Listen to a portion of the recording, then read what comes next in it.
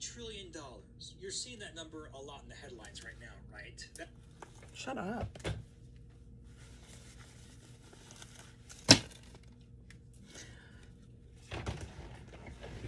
Okay.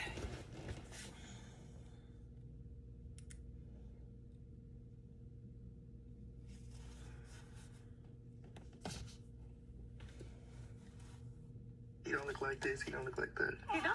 Stop entertaining that. Oh, I'm stopping. But I wasn't talking about nothing negative. I'm talking Yeah, about this like is Jonathan Jr. Nigga, nobody care about Jonathan with Jonathan Jr. Dead homies. Nigga. Yeah, homies, nigga. He don't look like this. He don't look like that. He don't. Stop entertaining that. Oh, I'm stopping.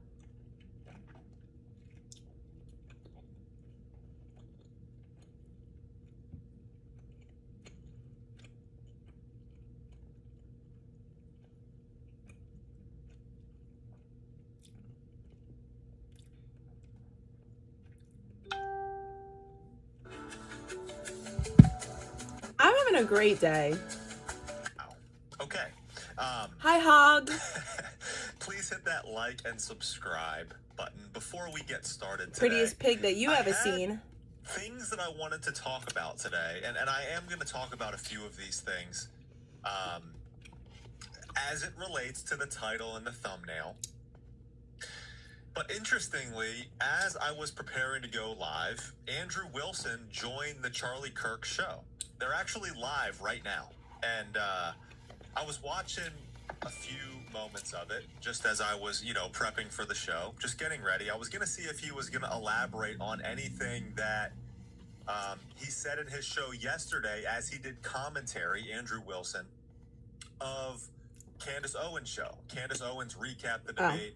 Andrew Wilson watched that, did commentary on it, and he made a few points that I thought were very revealing, very interesting. It's doomy and gloomy his here. intention going into the debate that I want to bring to you all here.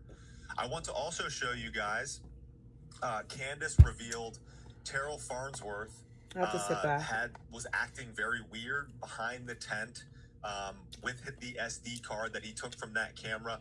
We're going to go and take a look at that. And also, we're going to look at the text messages that she revealed between herself and Andrew Colvett very early on.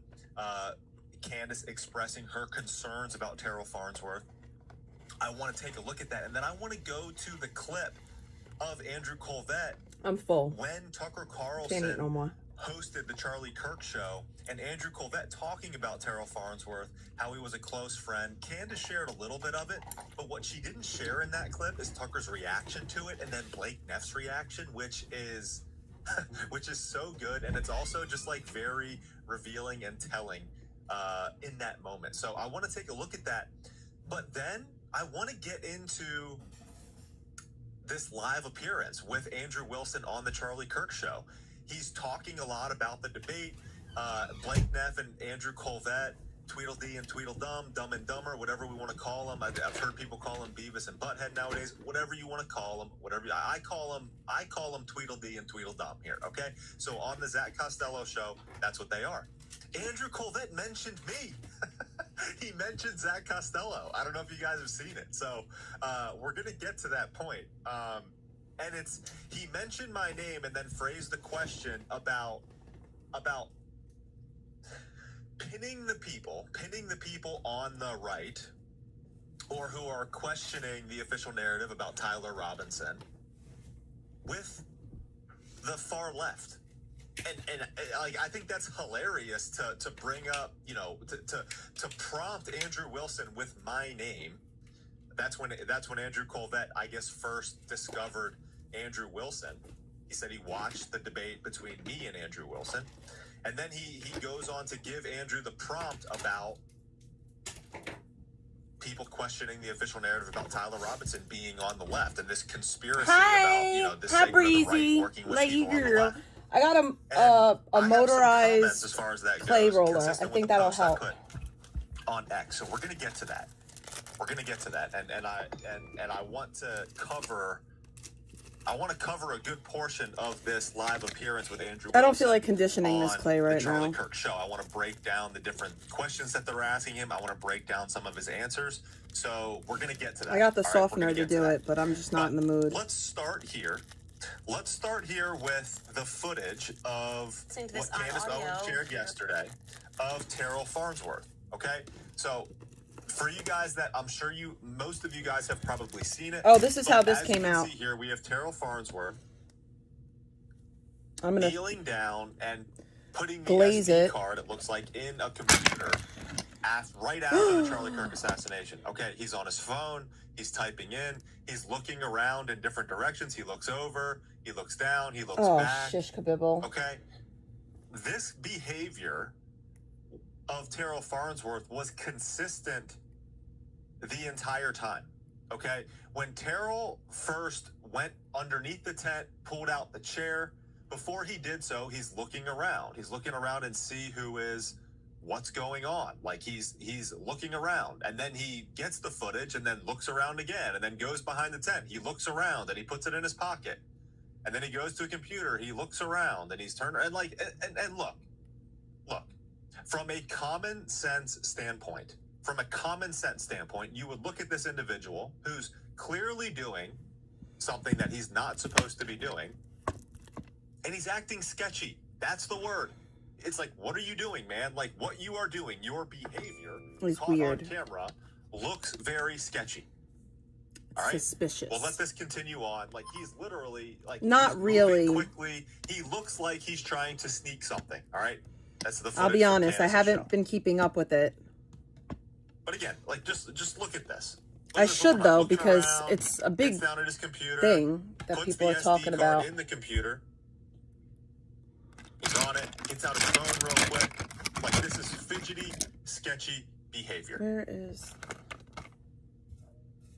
Looks around, looks over, looks forward, looks at his phone, looks to the side, who's there, looks behind him, turns around, okay? I mean, look, whatever you want to say, this is sketchy behavior. So It is. Candace Owens was aware of Sketch. this apparently pretty early on. And now these text Mighty, messages have mighty been released. sketch. Her expressing these concerns to Andrew Colvette. All right? Something Candace is saying to Andrew Colvette, something that I can't get off my mind, and this is September 24th. Okay, this is 14 days. This is 2 weeks after Charlie Kirk was killed. Something that I can't get off my mind is why Terrell Are you was there okay? hovering around Charlie. I've literally never done any campus events where Terrell is just hovering behind us like that. It's so odd to me Are that you he's okay? there and constantly hovering. Andrew responds with zero concern for Terrell. He's done that at a lot of events, and he usually starts the tour seasons to make sure that we're all set up. I don't get why not just to release the footage. It's just such nonsense not to release the footage and clear your name. What Like, if the whole Tupac world trial? suspected I was implicated in a crime and I had literal footage that I could clear my name, I would immediately release it. I don't get the logic. And then Andrew just responds to Candace and says, this is in the preview, he meant to say purview of essentially law enforcement. All right, so Andrew is completely dismissing any concerns that Candace has about Terrell Farnsworth. And now that we've seen this footage, it's like, well, now all of us are pretty concerned about Terrell Farnsworth and his behavior after the fact. But now I want to bring in this clip. From when Tucker Carlson hosted the Charlie Kirk show.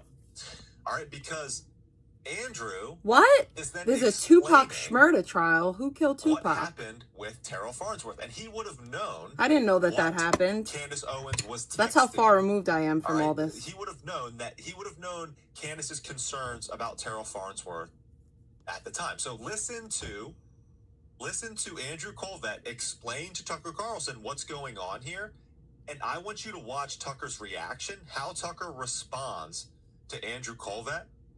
And I want you guys to watch how Blake Neff responds here. Watch this. Oh, Charlie was very well aware of the existence of evil, obviously. So were us on his team. You know, by the way, just one other conspiracy theory I just want to snuff out here. One of our dear friends that literally from the very beginning started with us and loved Charlie Tupac like a died? brother. He grabbed the SD cards out of the camera afterwards, and there's all these conspiracy videos about, like, why did he grab the SD cards? Well, first of all, they're in the possession of the FBI. Okay. It's not like he took them and like ran off with them. Second of all, I asked him personally, I said, why did you do that? And he looked at me and this was his answer. He said, because I know people can be evil. And he did not want that footage being grabbed by somebody. There was videos of people after the incident going and Look at Tucker's face. I want you to just take note of Tucker's face. I want you guys to take note of Blake Neff, like looking back and forth, like, what's he gonna say? What's he gonna say? stealing hats off the table.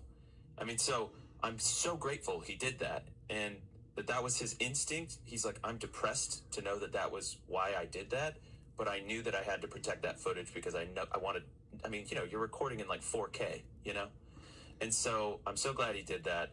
But Charlie knew the existence of evil. And well, so, can I say, yeah. I think that people can feel the existence of evil, and that, just to put in a sympathetic word for people who are trying to make sense of this and coming to the wrong conclusions, I think they're motivated, for the most part, by pure intent. I think they don't trust the authorities. They have every reason to feel that way. I know that for a fact. Not the Trump administration, in general. Like, Yeah. we're not, there's been a lot of lying, and it's corroded the trust.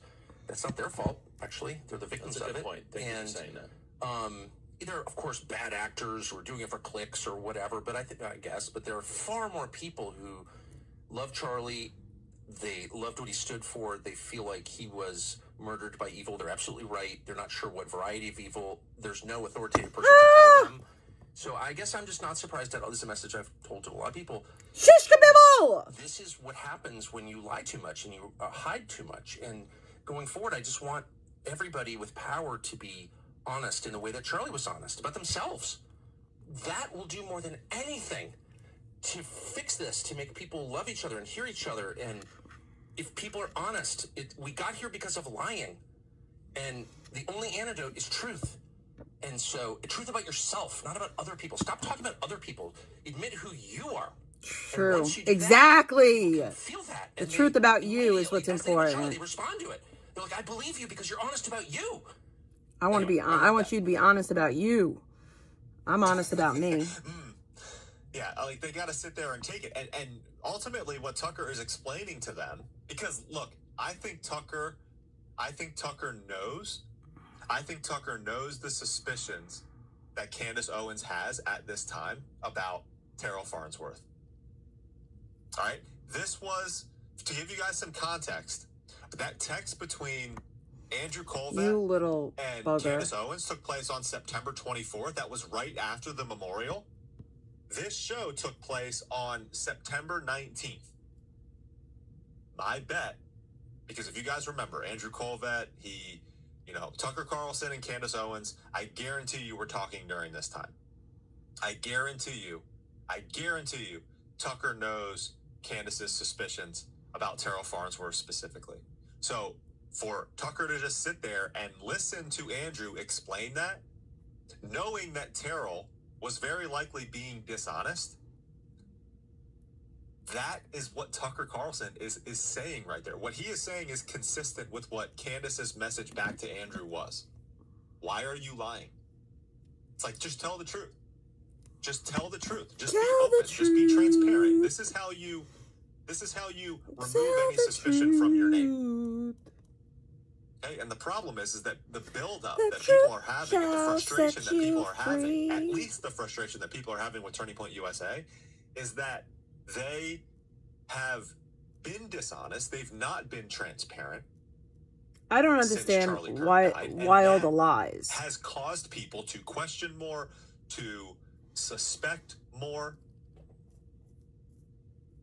to not trust them. I mean, maybe they're not involved in Charlie's unaliving, but they're involved in something shady. You're about to see this, because their behavior lack of is off. In-touchness with reality when they are asking Andrew Wilson these questions on this live show that they have him on today, the Charlie Kirk show today.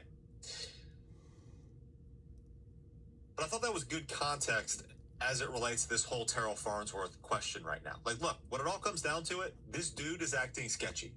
This is not normal behavior, and they need to answer for this. I mean, the messages back, or the PR that they're putting out right now about Terrell Farnsworth is, oh, he's trustworthy, trust us, no more asking questions. That's not acceptable. Like, all of us who have common sense can see what he is doing right there and think with our own minds and be like, yeah, that's suspicious. That's sketchy. Don't be Whatever words you suspicious. guys wanna use Don't for be it. suspicious. Okay, I gotta go rinse out.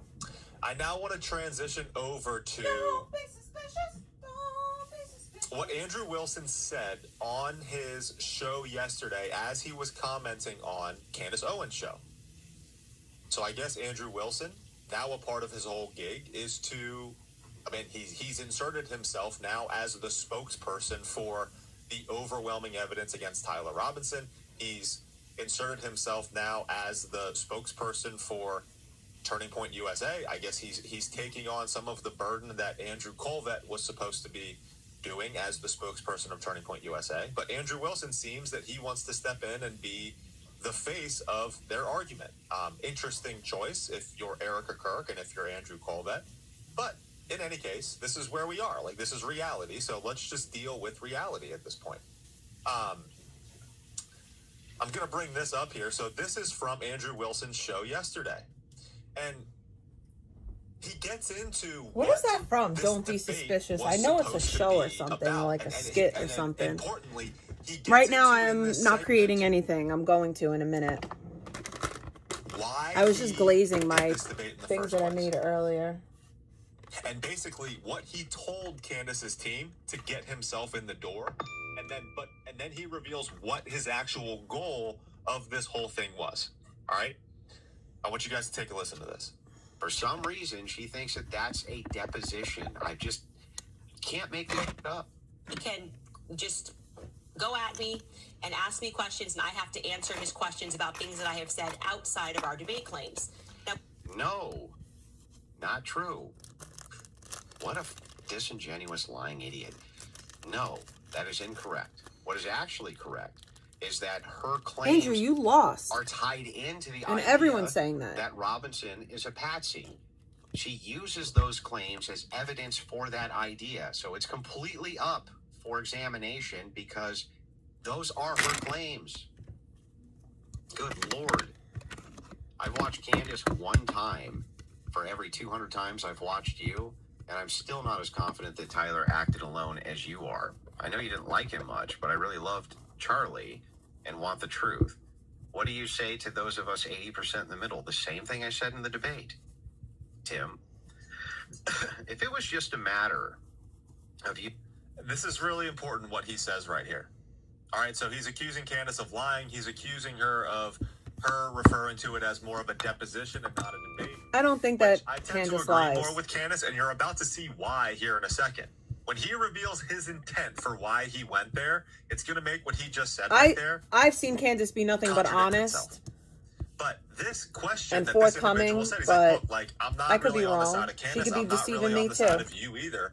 I'm skeptical that Tyler Robinson either did this or did this alone. And this is Andrew responding to that right here. Listen. First of all, I've never had the position that Robinson acted alone. Ever. I just think it's most likely that if he had help, it came from the left-wingers who probably assisted radicalizing him in that Discord. I said that during the debate as well. Never been my position that he acted alone. Ever. I disagree Well, with that as well. That's interesting. That's interesting that Andrew doesn't think that Tyler Robinson Discord acted is a alone. scary, scary place. Because you know what that contradicts, you guys? I've drilled it into You know my what that kid's head. contradicts? No Snapchat, It no Discord. contradicts Never. Some of the overwhelming evidence, Ever. actually a very important piece of the Never, ever. overwhelming evidence Literally ever. that he is referring to in this debate. That there is overwhelming evidence against Tyler Robinson. You understand that in the text message thread, Tyler What should we make, Robinson guys? sending this to Lance Twiggs. Lance Twiggs asked Tyler Robinson, allegedly, does anyone else know about this? And Tyler Robinson responds, not that I know of. I still kind of want to So make a that cross. either means Tyler Robinson is lying in those messages. I haven't made a and then cross if he's today. lying in that moment of the messages, what else is he lying about within the messages?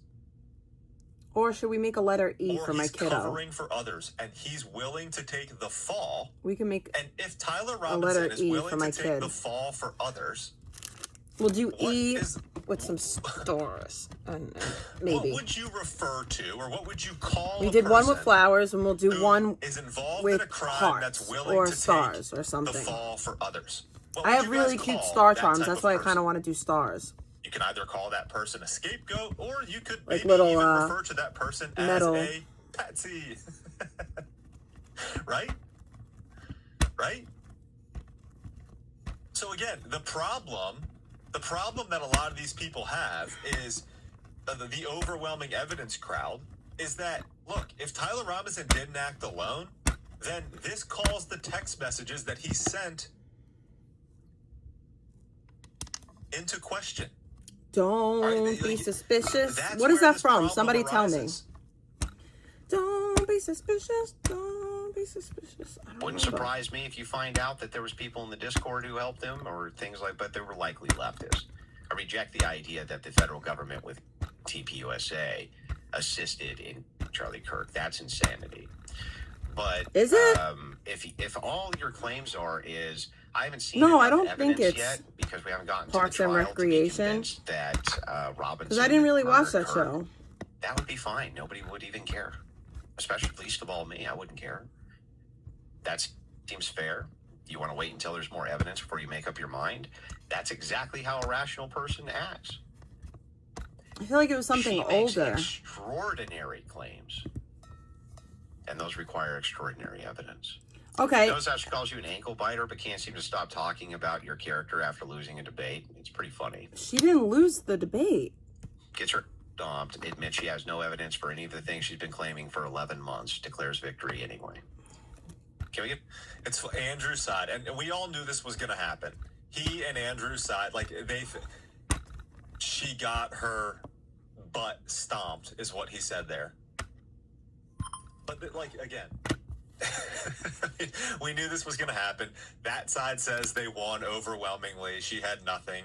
You know, the other side, Candace's side, says that she won. I mean, I'm on the side that I believe Candace performed better in this debate than Andrew Wilson did. I do think Candace won. I think, and I've said this to you guys before, the reason that I think Candace won is because I think she exhibited a far superior level of knowledge of the overall case. She knew the names, she knew the places, she knows everything about this case like the back of her hand. Okay.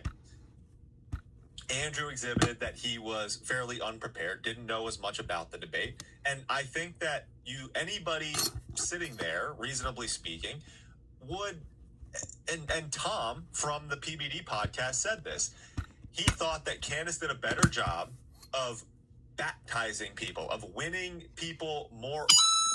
Bacon. 1_ sent $3. Don't be suspicious. Musical notes emoji. Don't be suspicious. Don't be suspicious. Don't be suspicious. Don't be suspicious. Don't be suspicious.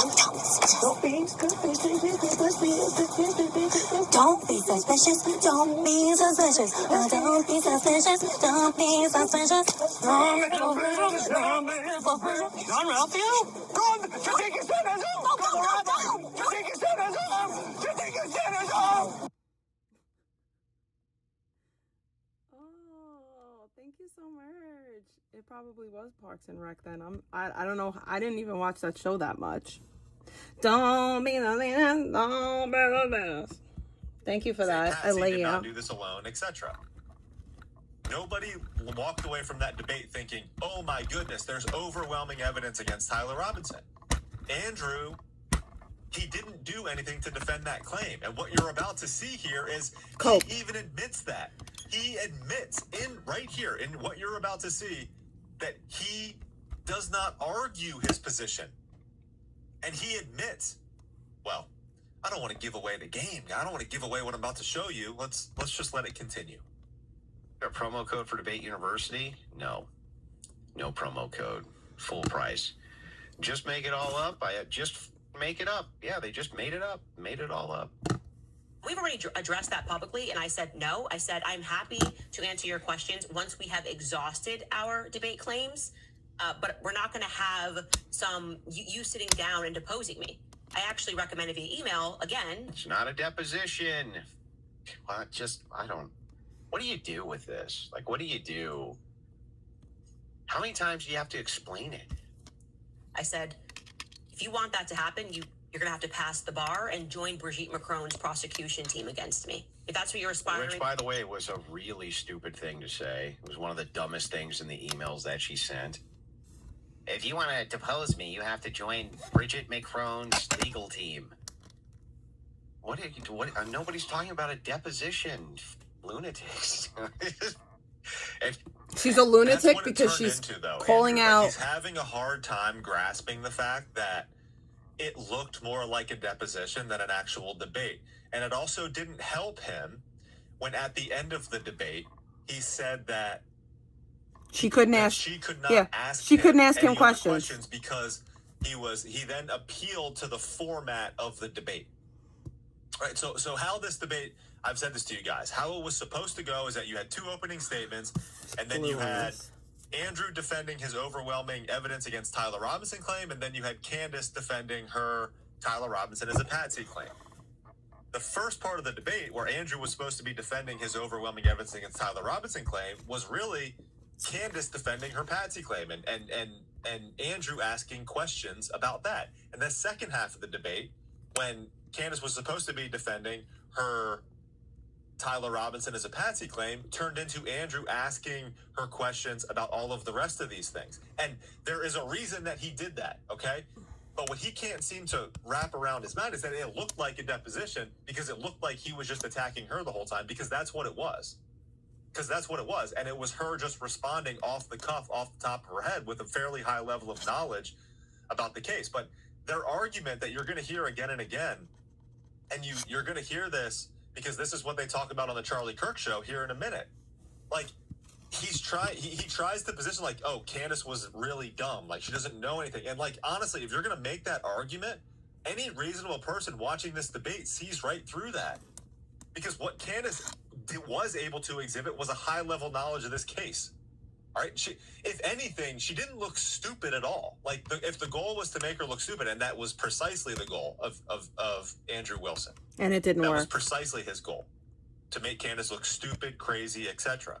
And that failed miserably. I'm sorry. It did. Any reasonable person, any person... That's what he thought. He thought he was going to go on there and he was going to debate her, and he didn't. ...would tell you that...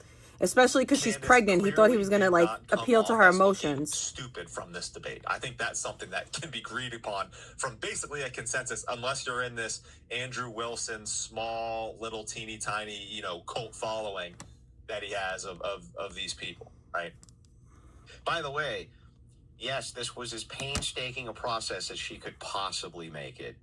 She desperately tried to frame the debate as anything except you being there to challenge her claims. That's what this whole thing is about. It was always about challenging her claims. Always. He's such a disingenuous and liar. Here he reveals the cards. This is where he reveals the cards of why he was there, to expose her claims. Listen. They demanded that I come in and do the, what about the state's evidence? And it's like, yeah, but I'm just trying to get to your claims here. They demanded... Candace and her team demanded that he defend a position. Because this is a debate. Andrew, you know well, again. So what he is saying is that he made up... I'm sorry that you're so bored. This is just me doing Clay. Claims. That he was going to defend the overwhelming evidence against Tyler Robinson, but he doesn't really care about that because he really just wanted to get to her claims.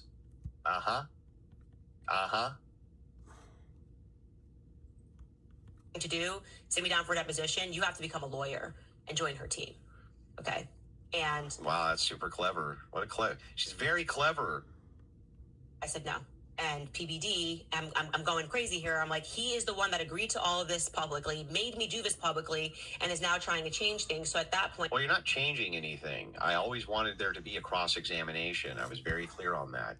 That or add that to the contract. But she wasn't allowed to ask you questions? Will be time for me to address, generally speaking, some of her conspiracies. And I said over and over again, I don't mind answering your questions. We're going to be dialoguing. Like, you're not sitting me down and questioning me. And I want to make sure we had first and foremost address the case. That's what people are here to listen to. And I explained in detail on this call, and PBD has 2 members from his team on I think the call Andrew as well, just doesn't Tom, get as it. He well has so as, much brain rot his at this executive point. He's assistant. like, I explained he in doesn't detail get thoroughly it. that my house is very small. I explained to him why we are not But demanded we do it there. allowing them to film yeah, because she's anywhere, pregnant. but inside of this exact studio. My kids live here. They homeschool here. But you demanded that we go there. Yeah, she didn't expect you to have people streaming Demanded that we go there streaming over in and her over playroom. again. Just endless demands, even though we had plenty of viable alternatives, still demanded that we go there. Over and over and over and over and over and over and over and over and over. That was her only request, that it was done there. I'll end it there, but he's expressing frustration about having to go there. He literally said that he would be willing to go anywhere that she wanted him to go in order to make this happen. All right. And she made 2 demands: that she not have to travel, that he come to her, and that he not smoke. All right. So again, I don't understand the criticism of, like, look, you said that you would go there to do the debate. You said that you weren't afraid to go into enemy territory. I don't understand why you're complaining about that. But He brought somebody from what I want to get to now is I want to get to Steven Crowder's team, and then they appearance with Andrew on the Charlie they Kirk streamed show. in her kid's playroom. He says a number of different things that I Which want is to take F. you guys through. I don't know if it's still live. I'll double check that here in a second. But and then they mentioned me. They mentioned Zach Costello, and then we I go can't into, wait to go to Disney World. you know, I can't why wait. now all of us are apparently radical leftists because we want to know the truth about what happened to Charlie Kirk. All right, we're gonna get to that. We're gonna start that Charlie Kirk show appearance with Blake Neff and Andrew Colvette, along with Andrew Wilson, here in a second. We're gonna take a break. I think that Andrew Wilson is doing this to chase clout. Quick sponsor, which is the wellness company. It's a and clout their, chase. Toothpaste product, Smile. Take a listen, guys. Say bye-bye. Healthy products on your body, whether it's, what you clean yourself with, what you buy. The time I've met you, you were on campus, you were teaching some debaters.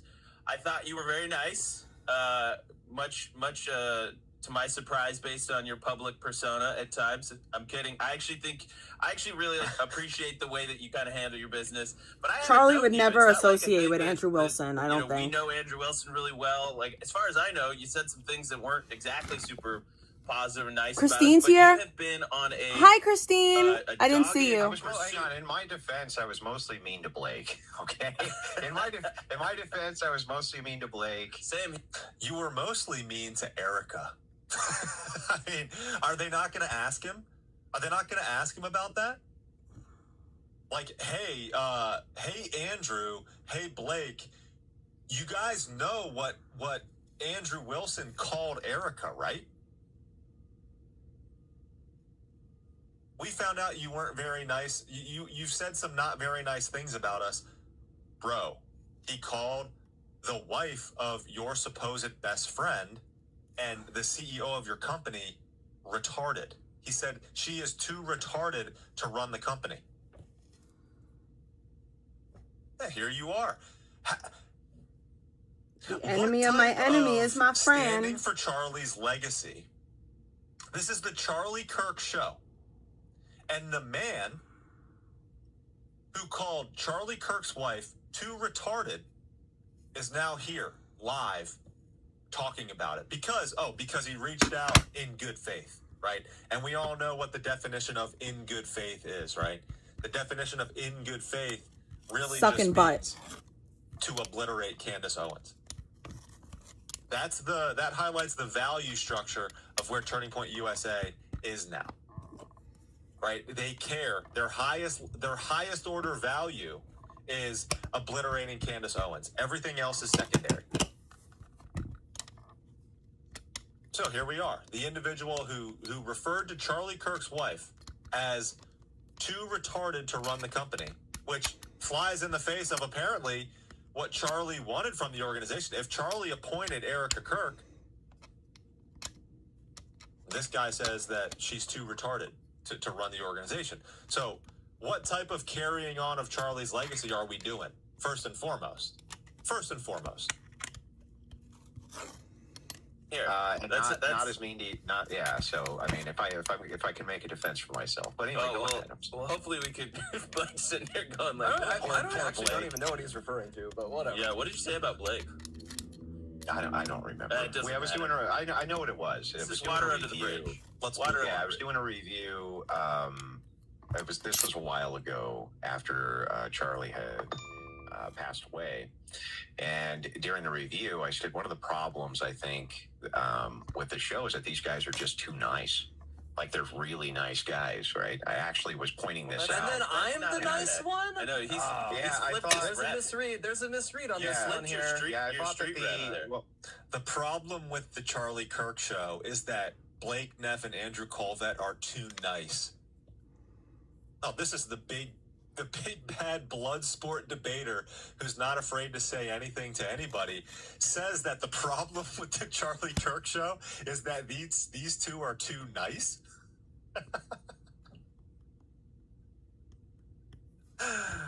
Yeah, that's not the problem. That's not the problem. Well, I thought that it was going to get pretty brutal because the left was out in force and they were weaponizing everything that they possibly could against the legacy of Charlie Kirk. He had become a martyr overnight to the entirety of the right, and he was everybody's martyr. It didn't matter, seemingly, if you were a person who hated him or didn't hate him. Suddenly, he hit martyrdom status, and so I really don't like Andrew Wilson. A video on, and it wasn't particularly bad, by the way. And I've always said that I thought TPUSA was more of a force for good than it was for bad. But one of the criticisms was, I don't know if these guys know what's coming for them. You know, like I don't know if they know what's going to be coming their way, because I knew that the left was mobilizing. Okay, anyway. okay, Andrew. The left is mobilizing. Let's get into that in a bit, but I want to start with the debate because this is the way, again, it's structured. I have so many questions for you about how you conducted the debate. I saw that you gave yourself a score of like 7 out of 10. I'm genuinely curious, and you gave her a score of 3 out of 10 or 7.5. I forget what it was exactly. Well, if I could take the lead on this, just what were your immediate feelings getting in that room, engaging? All of a sudden, now he's on the Charlie Kirk show for I believe the first time. Same. I was going to ask. I feel like he's doing this to boost his kind of upfront shit. Yeah, hang on. I'm sorry. 1 second. Producer's telling me I need to do something here from my end. He struggles here with having to fix something in his studio, apparently. But after he just gave basically a softball answer with regard to his criticism that he levied on the Charlie Kirk show, you guys are too nice. You don't know what's going to happen. The left is going to mobilize against you, right? Okay, bud. All right. He says, "Oh, I'm going to be honest and blunt," when he starts talking about Candace Owens. All right, so he gets this producer problem fixed, and then he starts to say it. But this is exactly what I was referring to earlier with you guys. Like, this is the argument. The argument that he's making here is that Candace is dumb. All right, listen. I was actually quite stunned. A little of it. They can go over there if they don't like it. So anyway, back to this. Yeah, so I'm just going to be really blunt with you guys. I thought that she was actually quite stupid. I was shocked. I was actually quite stunned. I didn't think that she was a very smart person at all. I had good reason to believe that going in, but I didn't think that she was a particularly good interlocutor. She never made any points at all. She would just kind of ramble. It was just kind of incoherent babble and ramble, and anytime I would get to the point, but nobody else felt that way. Address an actual point, she would go back to rambling incoherently. She didn't understand what inductive reasoning was. I even spelled it out in a very, very simplistic way. Inductive reasoning would be like if, then. No, she didn't understand that. So okay, Andrew. If I'm 20 minutes away from my job, and I'm supposed to be there in 5 minutes, then I can assume I'm going to be late, right? That would be an inductively reasoned out position. When I explained that to her and then asked her to give me her induction for how we get to Israel, TPUSA, France, and all these other people who are involved in the conspiracy to murder Kirk. And she was explaining that it's not one thing, it's many things. But you don't seem to understand that. She actually didn't Yeah, they're understand expensive. what I was asking her. Yeah, And so so, you know, from my perspective, Yeah, she didn't it was, understand. She was just, that was the Candace is toughest so part of the dumb. debate, was that she actually didn't even understand half of what I was saying. explain that actually, because you do a ton of these debates, and is it sort of like one of those things? I completely disingenuous. Like, look, the whole argument, and you've seen everybody that is an opponent of Candace Owens try to make this argument again and again. Look, say what you want about her, but to call her dumb, We're gonna and put stupid, little stars not being able to understand, on not it. being able to communicate. Little Come teensy pink stars. Come on, like, who are you trying to appeal to here? And this is, like, who they are trying to appeal to are people that just have no clue. Are people that maybe didn't watch the debate at all. Probably. All right? Like, this is the appeal. And this is like the main... Like, oh, wow, Candace Owens, I mean, she might just be stupid. Like... Anybody that truly watched it, anybody that truly cares, knows that none of this is true, right? We've heard the opponents say of Candace Owens, like, oh, she's a DEI hire, right? Like, even the guys at Daily Wire who hate Candace Owens' guts say that she's talented, say that she's really smart, and they've said, like, I wish that she would just put all of her skills and all of her talents and all of her high IQ to good, right? Because they don't agree with what Candace is pursuing. Yeah, the molds are expensive. To try to paint this picture that she's stupid or low IQ or can't communicate or babble or make an argument is so bad. It's such a bad argument. And Andrew Colvett and Blake have to sit there. yeah. I have a good friend who's a professional tennis player. He said it's really hard to play against bad tennis players because you can't actually serve and volley like you've been training for years to do. You actually it gets easier if the quality of the opponent You're is better. anticipating Yes. where a pro would hit it back, Yeah. and they just hit it some other spot. Yeah, exactly. Is it kind of like that where the person across from you is not even keeping up with the basic blocking and tackling of a debate? It's almost more challenging for you in that way? Oh my gosh, man. Well, here, I'll demonstrate it for you. So, you just asked me a pointed question. What your pointed question is, hey, Andrew, if somebody doesn't know what they're doing on the other side of this thing, does it actually make it more difficult to do this thing, right? I did. Now, It's I a could just say, motorized well, yes, of course, and then we would move on clay to the roller. conversation. But if I was going to be Candace Owens, I would say, well, what we're talking about here is how I feel about the various things that I'm talking about when it comes to debate. And you say that I'm not a very skilled interlocutor, but we have evidence of me being a skilled interlocutor. You can look back at all the times that I've done interlocuting with other people, and I think that we can all see what's going on here.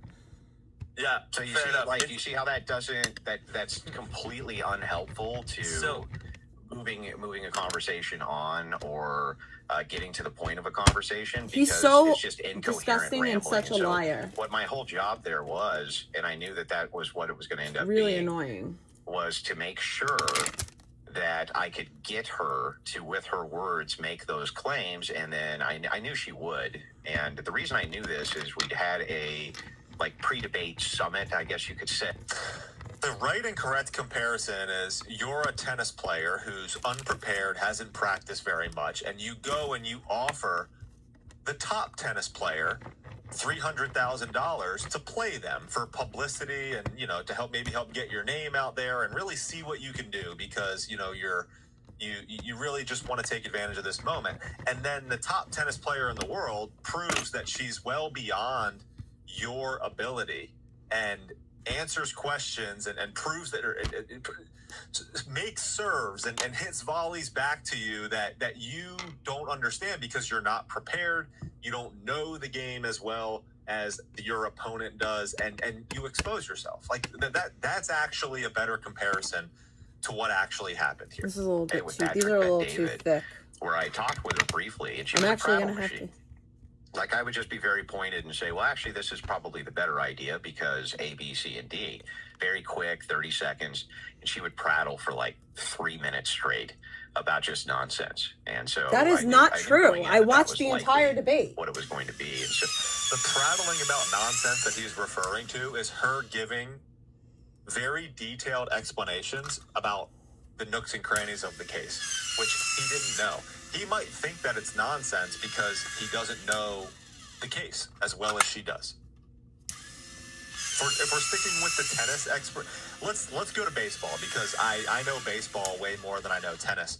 So when I talk to people about baseball, if I'm talking to people that aren't really familiar with the sport, I use terminology. I know situations. I know the game inside and out.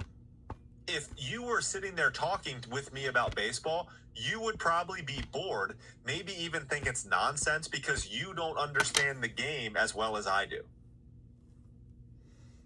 I think this is where Andrew might be confused. I think he just doesn't understand the case as well as Candace does, so he thinks that what she was talking about was nonsense, when in fact it was like the nooks and crannies of the case because of her higher level of knowledge and expertise. So my job somewhat shifted in that debate from the idea that I could just kind of inquire towards those positions and get good faith answers to she was going to have to let her prattle and then point out the inconsistencies. That's exactly what I did. Yeah, and I've heard you Not. describe this sort of Operation Let Her Speak kind of thing, because I guess your strategy was that she was going to sort of concede debate points all on her own, and you didn't necessarily have to do too much work to make that happen. I did. She walked back every single claim she made. And No, she didn't. No evidence whatsoever for any of the things she was saying. Now, I knew that she wouldn't because I had been looking through kind of the body and catalog of the alternative evidence. And you know what I found out? There isn't any. So That's not if you're true. a very skilled debater, the first thing that you do always is you move to falsify your position first. You always move to falsify your position. So the idea there is if I'm going to defend a thing that I believe, the thing that makes me so good at defending it is because I know it's true because I've tried to falsify it and I can't. These people never did that. They never attempted to falsify any of their own positions. Right. No, that makes sense. Or falsify any of their own evidence. And so the holes in it are just miles wide and make absolutely no sense. And so the inferences don't make any sense. They get blocked immediately. You say, well, I think that Israel killed Charlie Kirk. You go, okay, well, why? Well, because we have a text message where he said that I may leave the pro-Israel cause. Okay. No, that's not why. That.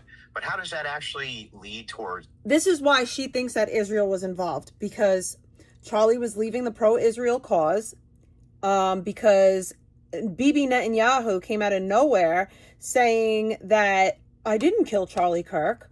The meeting in the Hamptons, also there being Mossad agents on the ground that day. So those are at least 4 to 5 reasons why. So you're lying. You know you're lying.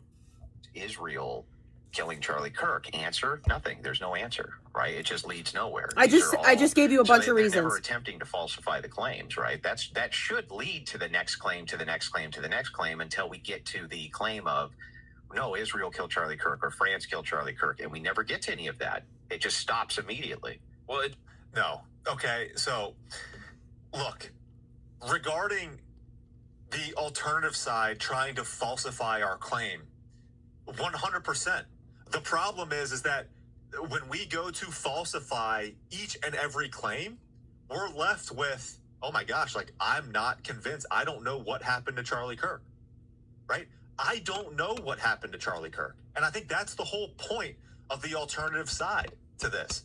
We do not believe that there's overwhelming evidence that Tyler Robinson is the lone wolf assassin of Charlie Kirk. And Andrew, I'm sorry, if you are unable to falsify that claim, then you're an idiot. Facts. Then you're stupid. Because there is nothing, there is zero proof, there is zero evidence, as you all love to say, like, show me the evidence. There is zero evidence that Tyler Robinson I seen a photo today that wasn't blurry that of Tyler Robinson. It looks nothing like him. Other than inference from video footage that is very unclear. Okay? Everything that we've seen up to this point is unclear. I've seen people say, like, oh, there's 4K footage that exists that clearly shows Tyler Robinson's face. None of which we've seen, none of which was submitted into actual evidence in court. So unless there's footage that exists outside of court, outside of anything the authorities have seen, then okay, show it to us. Many of us went into that preliminary trial thinking that it could be proved that Tyler Robinson is the shooter here. We just need to see the convincing and clear, overwhelming evidence. And one of the main things coming out of this trial was like, oh my gosh, like they don't really have any clear, convincing evidence. I'm not convinced of it. And he already said that it was okay to not be convinced of that. He is 75% convinced based on the overwhelming evidence. So he has falsified. He's saying that I haven't been able to falsify my own position. Well, you have. You have, and you did, right? This is the thing about the other theories that exist, like whether it be the exploding mic, whether it be a gun from another location, whether it be these other theories, like we aren't sure. We aren't sure. We don't know. But his example right there of like Israel. I wish I had a little tinier scar because that looks like it's like missing something. Like that evidence is just going to be presented all to us. The only thing that we can say about this, and I had AI and ChatGPT run an analysis on my conversation or my debate with Andrew Wilson. Okay? It pointed out some strong points with him. It pointed out some weak points for me. It pointed out some weak points from Andrew. It pointed out some strong points for me. A strong point for me is that I brought up Joe Kent, and I said, you had the director of the National Counterterrorism Center who is in charge of monitoring all of the leads and all of the chatter between the different investigative authorities. In this case, you had the director of the NCTC say that there were leads, there were raw leads, there were leads that needed to be pursued that may have potentially led to foreign involvement in the Charlie Kirk assassination case. And those leads were not pursued. The FBI, Kash Patel, said no. Okay? So the evidence that needed to be a smaller looked into star regarding somehow. foreign involvement, regarding maybe Israel as a potential suspect in this Charlie Kirk assassination case, were shut down. So when they say to us, show us the evidence is not being looked into, and it is being shut down by the investigative authorities in this case. So the evidence that I have that this might be bigger than just Tyler Robinson or a foreign entity or a foreign operative may have been involved, like the evidence that I have that could be the case was presented or was put out into the public. That by Joe Kent, by the former director of the National Counterterrorism Center, who had a problem with Kash Patel because those leads and that evidence was not being looked into, it was not being pursued. That is a problem. Just it stopped at field and opinion, and you can't tell me how to think and all this stuff. Which right, and you said I'm not telling you how to think.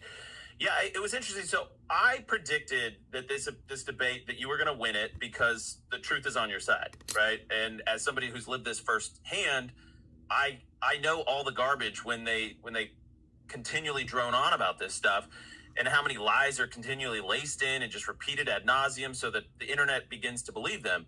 So I knew that, but I knew also that she has a bigger following, bigger followers on YouTube, whatever.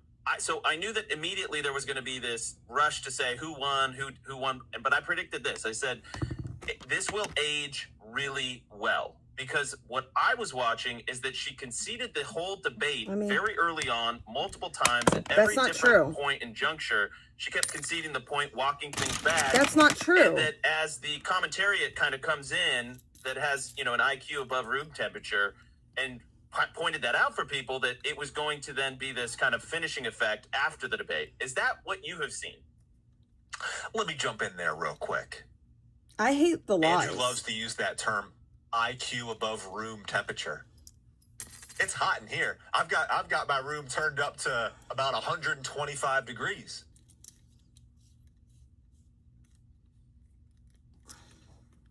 Candace Owens conceded the debate early on. That's funny. Right after the opening statements were made, PBD asked Andrew Wilson what percentage he thought. How convinced was he that Tyler Robinson was the killer of Charlie Kirk, was the assassin? And Andrew Wilson himself said 75%. Andrew Wilson conceded the debate before it took place.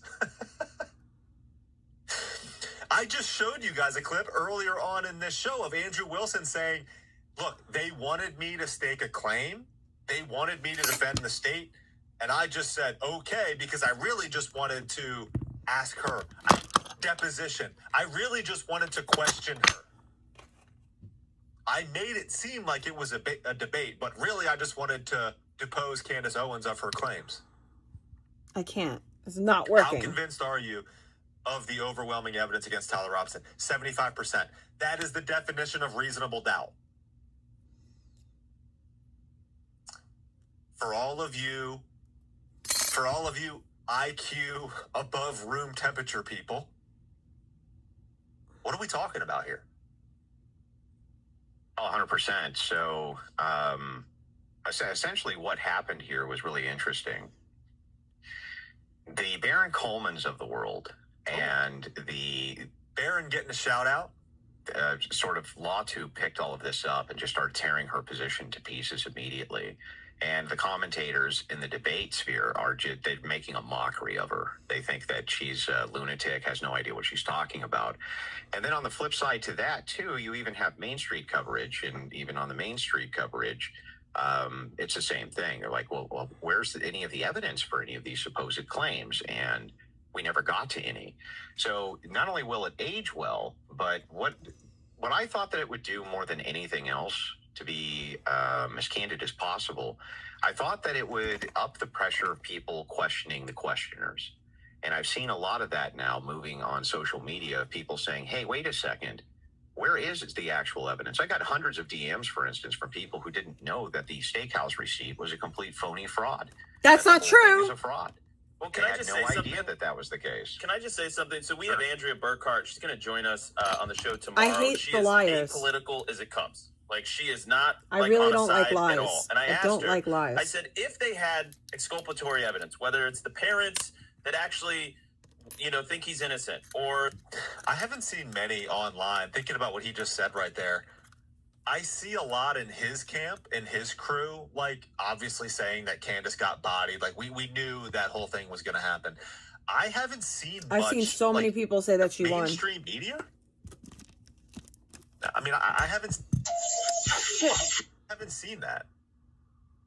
I feel like I've been paying attention to this pretty closely. I haven't seen that. they have some steakhouse receipt. Would they not present that at the preliminary hearing? And she was like, absolutely they would. No, they wouldn't. No lawyer. Not at the preliminary.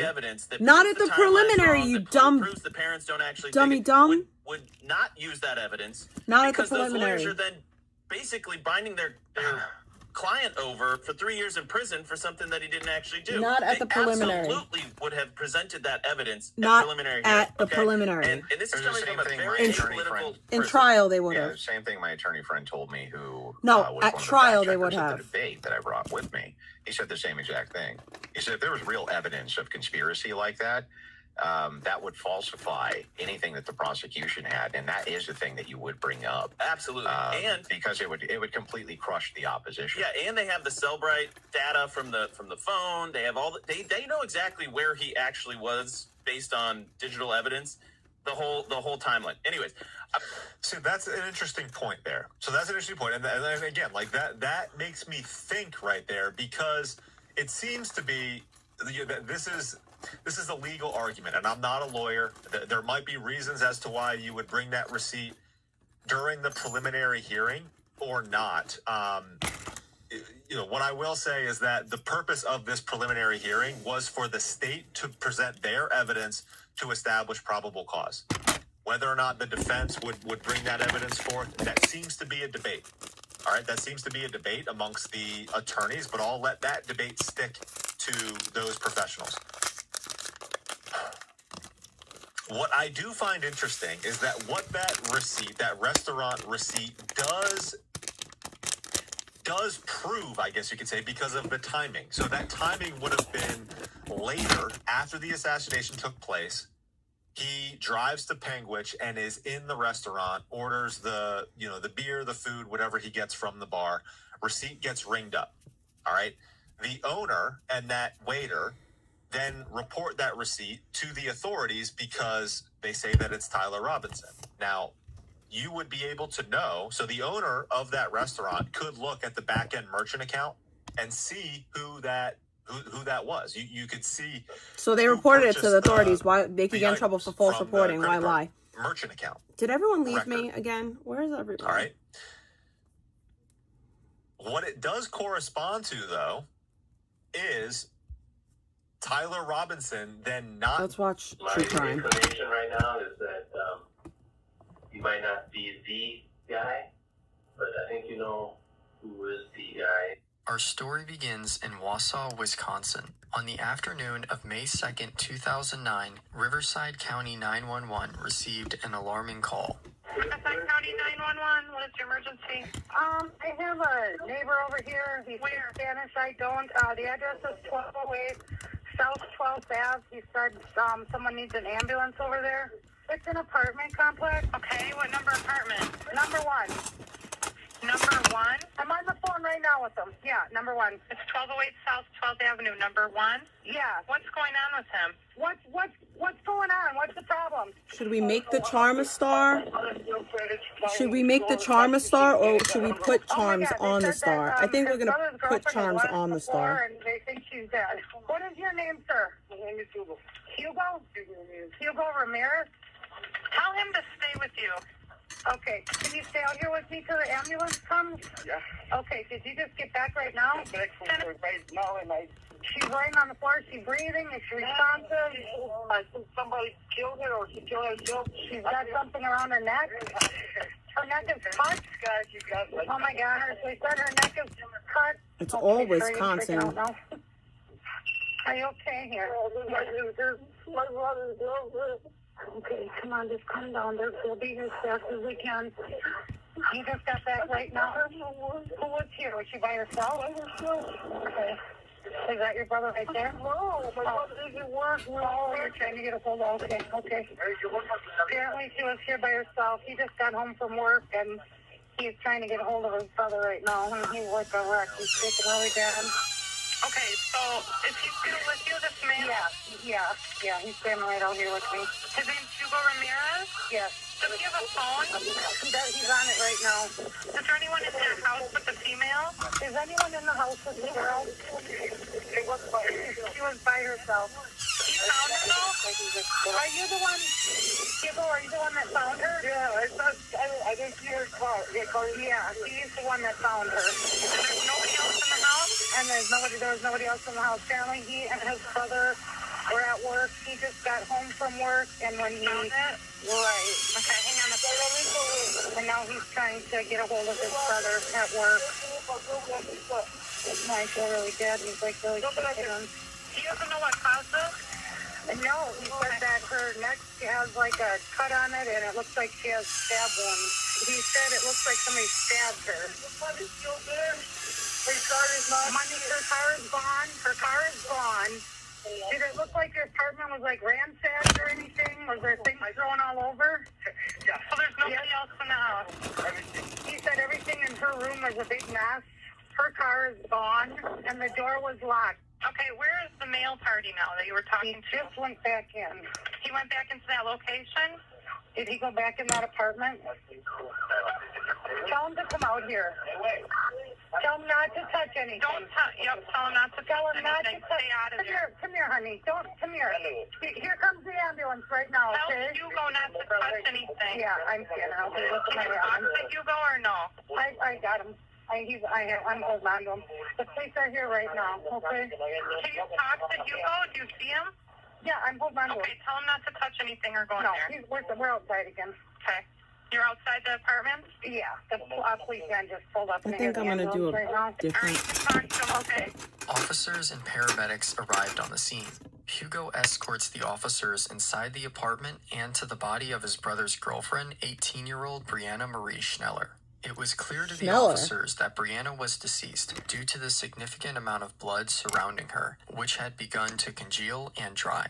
Her body was just beyond the doorway of the bedroom she shared with her boyfriend. Hugo's brother Sebastian arrived on the scene shortly after the police. Officers brought the Ramirez brothers to the station for questioning. Brianna's mother, Lori Schneller, unaware of what had occurred, arrived at the apartment to return her daughter's car from the mechanic's shop. She saw Brianna's building roped off with crime scene tape. Lori approached the officers and identified herself. They informed her that someone inside Brianna's apartment was deceased and that she should report to the police department. Craig Schneller, Brianna's father, received a call from his wife, Lori, informing him of what the officers had told her. After ending the call with Lori, Craig and his son, Rocky, frantically called Brianna. However, her phone went straight to voicemail. Rocky and Craig drove to the Wausau Police Department, hoping Brianna was okay. In the meantime, Detective Matthew Barnes arrived at the scene. He said nothing was out of the ordinary upon entering the apartment. After walking through the kitchen and the family room, the next room was the bathroom down the hallway. In the bathroom sink were 2 knives. The blade on one of the knives had broken, and the severed piece was nowhere to be found. They locate a blood shoe impression on the bathroom rug. Down the hall from the bathroom are 2 bedrooms. Brianna's body was in the room to the left. Detective Barnes said the victim sustained significant injuries to her torso, face, and neck. He said someone was really angry with her. The coroner declared Brianna deceased and estimated that she had died between 10 a.m. and noon that day. One of the theories they had to investigate was a burglary gone wrong. After searching the apartment, the only thing that appeared to be missing was the victim's cell phone. The other bedroom, Hugo's, had money spread throughout it, and other valuables were visible. There was no indication of forced entry. The 2 men who live in the apartment, Hugo and his brother Sebastian Ramirez, Brianna's boyfriend, are immediately persons of interest. Detective Barnes wondered if something had happened between her and her boyfriend, as it seemed to be a crime of passion. At this point, Craig, Lori, and Rocky arrived at the station. Detectives brought them to a conference room and informed them that there was a deceased female who they believed was Brianna.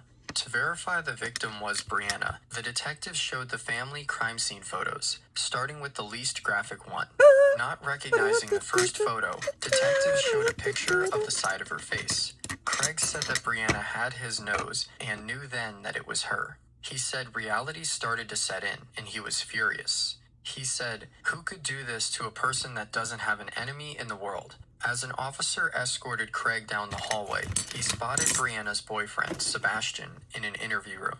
The 2 locked eyes, and Craig said he could only think, did he do this to my little girl? 18-year-old Brianna Schneller, a senior at D.C. Everest High School, was found brutally murdered this morning in this Wausau County apartment complex. Her life was cut tragically short in what police are calling a homicidal assault. A family friend, David Weber, said he and his wife met Brianna at the El Mezcal restaurant. She was a server and was very friendly to them. David said that he heard of the brutal attack on Brianna from the local news. He was shocked and said that murders in their town, especially of that nature, were rare. Brianna's teacher, Stacy Peterson, said she can recall that day very well. She also found out about Brianna's death from the local news. As her teacher, Stacy said it was difficult to see Brianna's chair empty. Madeline Fisher, Brianna's best friend, said their teachers described them as inseparable. She was worried that Brianna's boyfriend killed her, but shared that Sebastian loved Brianna so much. Rocky Schneller said his sister met Sebastian when she was 16. Rocky could tell that the 2 were meant to be from the start. Craig said he could see how much Sebastian loved her. After Brianna's death, Craig, unsure of the brothers' involvement, wondered if they had misled him. He hoped that they had nothing to do with it because he held Sebastian and Hugo in high regard. Detectives speak with the 2 brothers in separate rooms. Sebastian denied involvement and said that Brianna was the love of his life. Here is the interview with his brother, Hugo Ramirez. Well, I appreciate you coming down here with me so we can try to understand. I think it was Hugo, guys. I think Hugo did it. You're just a witness to what had happened, so we can try to understand better what had happened. You know what I'm saying? And I want to make sure that I understand the sequence of events here. You work at Tequila Salsa. You live at 1208. What is that? North 12 or South 12th Ave. Who else lives there with you? My brother. Okay. And what's your brother's name? Sebastian. Okay. And pretty much his girlfriend. And that's 3 of us. Okay. And what's Brianna? Okay. Okay. Now, when was the last time that you spoke with Brianna? Last night. Okay, last night. And you said that was, were you working at the time? Yes. And that was at Tequila Salsa. So she was there, and what was she doing there? Waiting for my brother. Okay, so she came for a meal. Yeah. So she was there to wait for Sebastian to finish his work shift, is that correct? What time did he get done with work last night? Around 9:30. So what did you do after they left? Just finished your work shift? My shift. How late did you work last night? Till 10:30. So what happened after you left there at 10:30? Where did you go? I didn't left. I got done with work at 10:30. Okay. I stayed there. Okay. How late did you stay there? 12. Then what did you do after 12? We went to a bar. 2 of my friends and I. 2 of your coworkers? Yes. Okay. What bar did you go to? Do you remember? Yes. Paradox. About how long did you stay at Paradox? Like 3. So 3? Last call. And then where did you go after that? Friends found. I don't know. Damn it! I don't know who was the guy. Okay. How late did you stay there? I don't remember. Okay. I was here, to be honest. I never do this. Okay. I feel bad about myself. Okay. Because I never take drugs. Okay. And last night it was, I don't remember. What kind of drugs? I'm not sure, but it was Told you it was Hugo. I knew it was Hugo. Dang it, Hugo. What's wrong with you?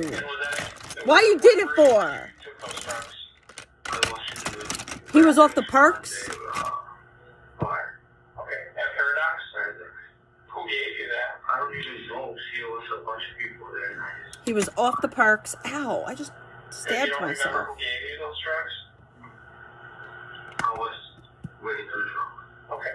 Do you remember getting home last night? Yes. Oh, what time was that? Oh, 4. So 4 this morning. How did you get home? I drove. After you were at your friend's house, right? Yes. So you drove drunk? The restaurant I worked to pick up my car. Okay. So when you got home this morning at 4 a.m., what did you do then? No bueno. Turn on TV. No bueno, Hugo. I put it on record. Okay. And I turned on the TV. Okay. And then I turned the lights off. And I go sleep. My brother woke me up at 9:45. Your brother Sebastian? Yes. He just spoke to me saying, "Oh, I have to get ready for work." Okay. And I turned on the TV. Trying to watch the program I recorded last time. Okay. And then I get in the shower. Okay. Well, I didn't get in the shower right away. I hear them talking, my brother and girl and Brianna. I don't know what they're talking about. So you heard them talking? Yeah, I heard them talking. And then he left. Where were they when they were talking? Okay, so you weren't in the shower at that time yet. You were looking at the TV? Okay. Trying to, yeah. Did you hear what they were talking about? So I just noises from voices, like right now they're talking, you can hear the noise, but no. Did it sound like any arguing or anything loud? This is, if it would be loud, and I'm right next to the room. Sure. I would have given something suspicious, but no. Okay. And what time did your brother leave? Because all 3 of you are at the apartment at this time. At what time did your brother leave? 10 or 9:55 around that. So he was only there for about 10 minutes after you woke up? Okay. If I would have stayed at home, nothing would have home. We don't know what really happened. So. Okay, so your brother left in his car to go to work. And he also works at LT. keep the cell phone. What time did you leave? I left. I said 10, 15. What was Brianna doing during that time? It keeps on flying away. Her bar was closed, so she was sleeping. So at the time you left, you still hadn't seen Brianna. You heard her talking a little bit before that, right? With the brother, but you hadn't seen her. Hugo did it, guys. It was Hugo. So when you left, do you remember locking the door or anything like that? See the door? I locked it. But the door and it's locked. You think it's closed, but you push it and it's open. So the latch wasn't latched. I don't know for sure, but when I came from work today, I opened the door because it was locked and it was closed. So I don't know if I closed it good or not because I was late for work, obviously. So I just went to work. But I don't remember if I locked it. So you were at work. What time did you get to work? Around 10:15. How long did you work today? From 10 I got there till 1. Yeah, I stayed in there watching TV a little bit. What time did you leave work? I leave at 1:20. I stopped at IHOP first for hot coffee. No, hot chocolate. Okay. And then what did you do after IHOP? Then I get my car and go to my house. Now, when you got to the parking lot, did you notice anything unusual or out of place? Yeah, her car wasn't there. Well, her mother had since showed up. Her mother had her car. That's where the car is. Yeah, his mom had the car. So you parked your car in the parking lot, and then what did you do? I got out, tried to get in the apartment, but the door was locked. So I unlocked it. I walked in there, and in the house, everything looked in place. Okay, like I saw it this morning. Then I was walking in my room. I didn't even notice nothing at first. Walking in my room, I don't pay attention to her. This is me walking in a little hallway going to my room. But the body doesn't even look like a body because it was covered with towel. The face was covered by a towel. This is my door. This is their door. I was walking in. Then I see her. Actually, was her head close to the door, or was her feet close to the door? Her head. Okay, I'm trying. Oh, okay. Right here. Covered by a towel. Okay. Was her head in the hallway like that? No. Out the door, was it all the way into the room still? I think it was in the door was open. Okay. Okay. Okay, I don't remember if it was out or in, but it was like between the door getting close. Okay. I'm like, her car is not here. She's not here. Okay. I look at, who is this? Her car is not here. And then, who is this? Her car is not here. Then, I let the towel. And God. Then I yell, help! Then I walk out of the apartment right away. Then I got, can you just call somebody?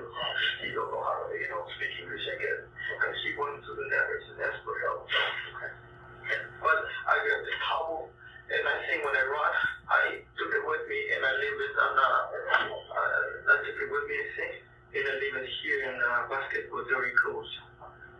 In that living room? Yes. Okay. Okay, be advised, I'm talking with witness here, Hugo, who discovered the victim there. He said that there had been a towel over her head, over her face, and that when he ran away from the door that he still had the towel.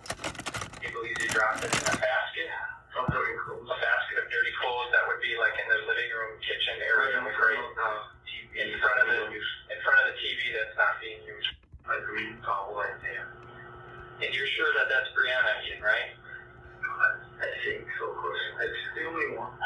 Okay. Oh, you're saying I think so. It's the only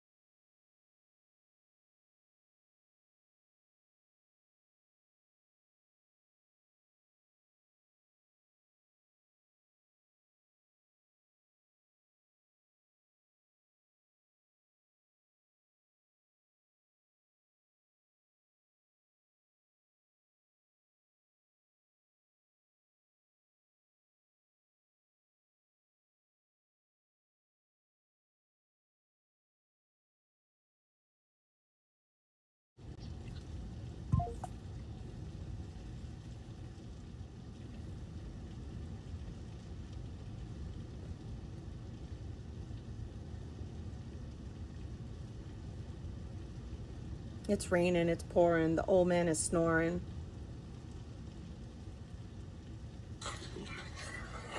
Because So you have the CVS DNA test. you want to go to a walk-in clinic? I mean, No, we can try it. Open it. Let's do it right now. We can ship this so off. thirsty for this. And you guys are going to come with us to mail it off, too. We're going to ship it off expeditiously. Because you know what? I'm tired of you motherfuckers playing with me.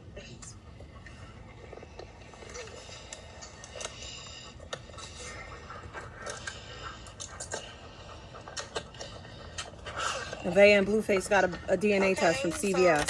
So we got the kit activation card. We got everything that comes in it. I paid $129 for this. I didn't ask my man to buy it. I bought it.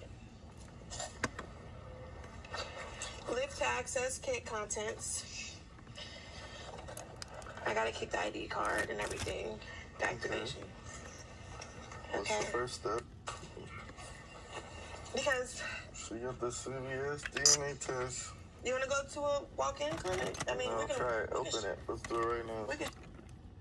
We can ship this so off. thirsty for this. And you guys are going to come with us to mail it off, too. We're going to ship it off expeditiously. Because you know what? I'm tired of you motherfuckers playing with me.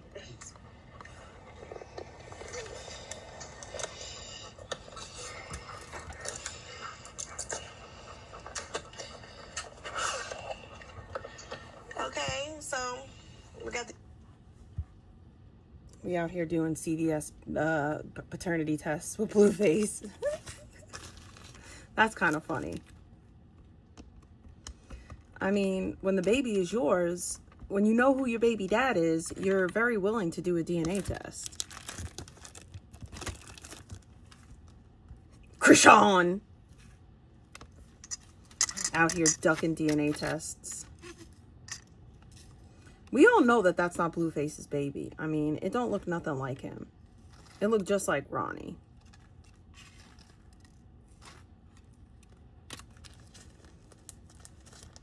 Okay. I think that we're just going to dust this with some pearl powder and call it a day. I think this is sufficient as is.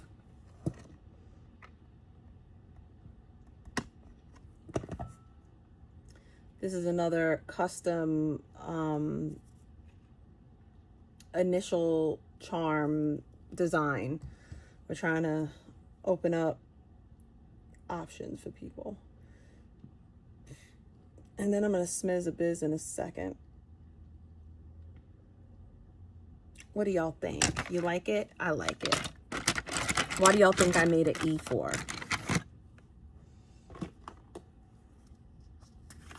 This is my favorite chrome powder, I'm not going to lie. Just because it doesn't change the color of the clay. It very much just adds shimmer. Shimmer and shine. Oh, genie's divine. 2 genies in a bottle. Do any of y'all know that? It's a show that my daughter used to watch when she was a baby. Shimmer and shine, genie's divine.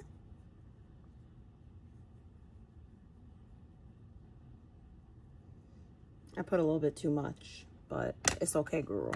That's what we got the fluffy brush for. Right into the garbage, because we don't want...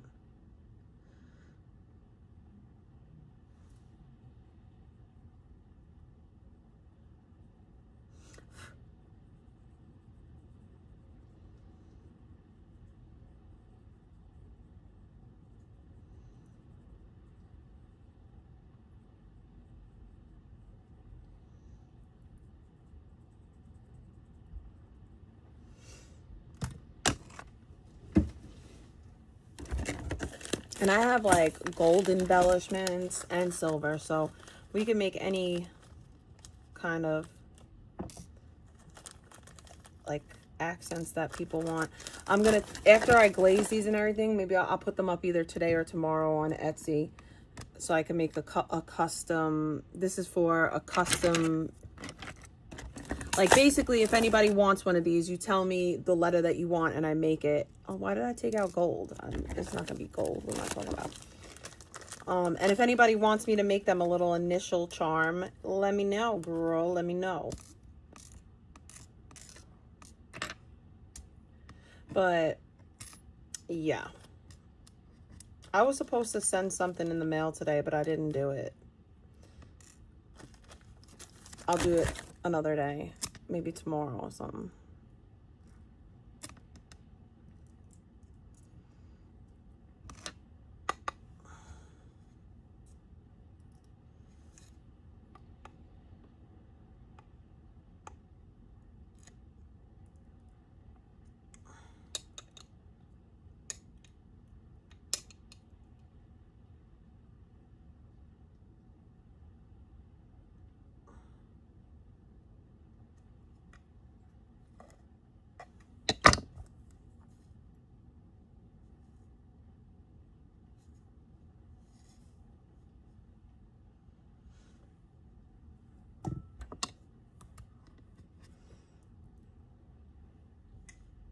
Don't ma'am me.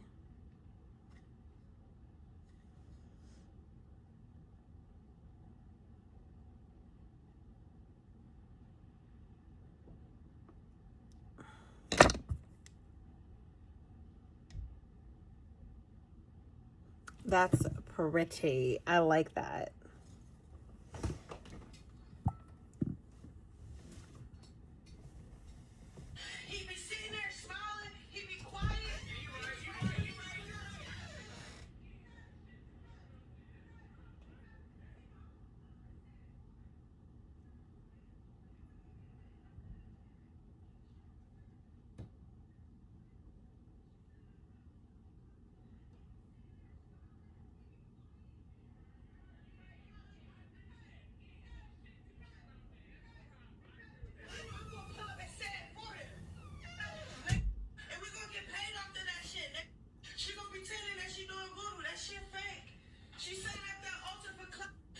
I think that you're doing it for clout. I'm sorry, but I really think that Krishan Rock is a demon. I really, truly believe that she's a demon. I need to relax for a second. My back hurts. Pregnant girlfriend catches pedo boyfriend red-handed. Oh my goodness gracious.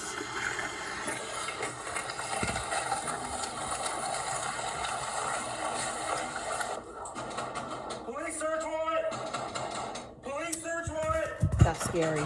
Police search warrant! Police! Police! Let me see your hands. Police search warrant, let's see your hands. Don't matter, let's see your hands. Let's go, step out. Step on out. Step out. Wrap yourself up and step out, both of you. Don't be taken to the closet or anything. All right. You pick them up off the floor. We got a female officer out here, man. You'll be fine.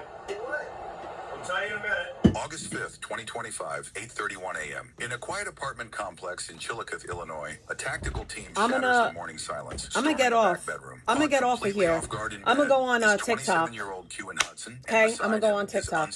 I'm gonna go on TikTok. Maybe people will like. Oh no! First I'm gonna smoke, and then I'll go on TikTok. First I'm gonna smoke. I can't smoke on TikTok. But this is boring. Like at least, I want at least somebody to chat with a little bit. I can't talk to myself. I'm very upset with that. So we're going to go over to TikTok after our Smiz Biz. You going to come with me? You going to come with me over to TikTok? I just want to clean up a little bit because my desk's in like disarray. There's so much going on. Girlfriend Hannah Dozard. To the world, they were just an ordinary couple. Her boyfriend but investigators didn't is a choose this door PDF. by accident.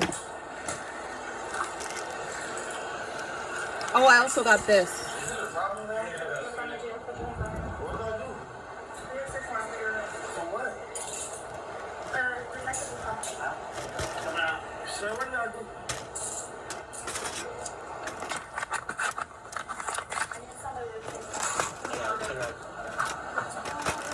I'm almost out of, look at all this. I used so many magnets, girl. I made all these magnets. Weeks earlier, a National Center for Missing and Exploited Children Cybertip flagged a predator uploading horrific material to the app Kick under the username KJ Mook. To Kick? Those are short. I don't even have a shirt on, sir. So why are you being detained? I'm scared. We have a search warrant for this apartment, okay? You're not being detained. They said you was under arrest, boy. What's wrong with this apartment? Okay, the detective will apply for force work. Okay? Like, y'all just kicked out of nowhere. Yes, sir, that's a search warrant. You didn't answer the door or not. That's it. So you sleep. That's the way it goes. This ain't your first rodeo nor mine. Okay, so just roll with it, alright? This is not our first rodeo. Sir, what's going on today? Would you like a shirt, sir? And if so, where can I find one today? Detectives meticulously traced those digital breadcrumbs straight to an IP address assigned to this exact apartment. The internet utility was registered in Hannah's name, but a deeper look into the home exposed a sinister truth. Only 2 people had the password to that Wi-Fi, and Hudson already had a prior arrest record for solicitation, one where he was caught frantically scrubbing thousands of files from his phone. This is a predator caught in the digital crosshairs. We have to do that. Alright, Sergeant. He's a pretty daddy. Real life pretty daddy. Get your hair to the right. I got the car front. I got one out back.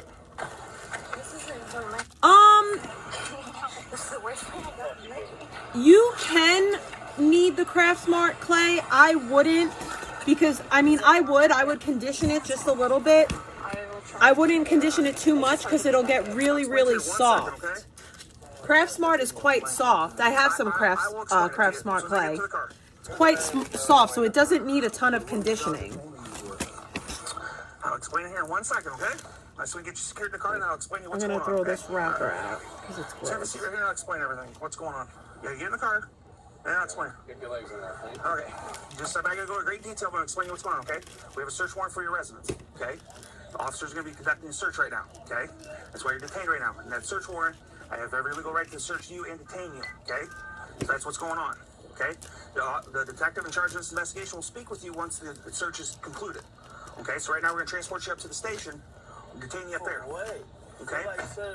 I just explained that to you. What is my house being searched for? I don't have to explain it to you, so I have to explain to you that there's a certain... No, I'm too old. You have a search warrant. We have a search warrant for the residence to detain everyone that occupies that residence. That's what you're being... Are you sure that is... That is your residence. Yes. Yep. From where? Everybody that's inside that residence, I can detain. A judge signed off on it. Okay. No ifs, and buts, or whats. So then that is my explanation. So what about everybody else that lives in there, sir? Everybody that's inside that residence is being detained right now. Talking about this whole building. Okay.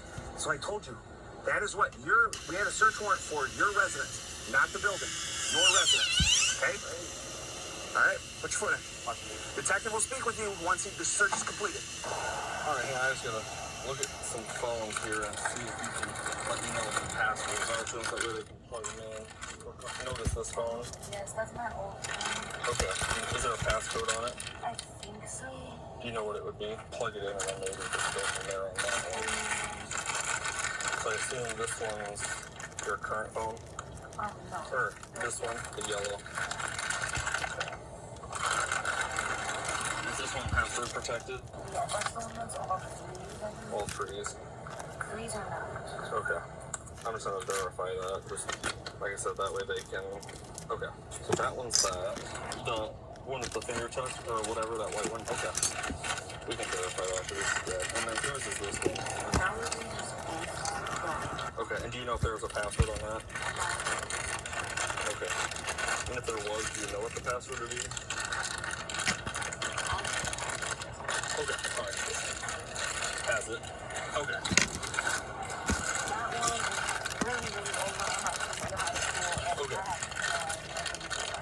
Okay. That's why I said it's in my $5. Okay, no problem. And then do you know where What do you mean doing better? Doing better with what? That way we can get it back to you sooner. It's be a black cord with box head. I'd say... Alright, I'm not using any more of this purple clay. It's not, it's laying around somewhere. I gotta condition this clay at some point. It's one of the only ones with the box that you'll be able to tell. Okay, awesome. I appreciate it. I'll be right back with you, okay? as well, and then just have some questions for you. Okay, and is your internet password protected? Yeah, I have it protected. It's like all controlled on my phone. Oh, okay, I got you. And who all has access to your internet? Me and my boyfriend. Okay, and who's your boyfriend? Okay. He's the one. What's that? He's the one you guys have in the game. Okay, okay. And how many cell phones do you have? I have mine that actually works. I have like 2 here. Okay. I've had one call, Wait. call the emergency, the emergency number, and I'm gonna smoke in about 5 minutes, so you should leave. Not even 5 minutes, like 3 minutes, like 2 minutes, like 1 minute.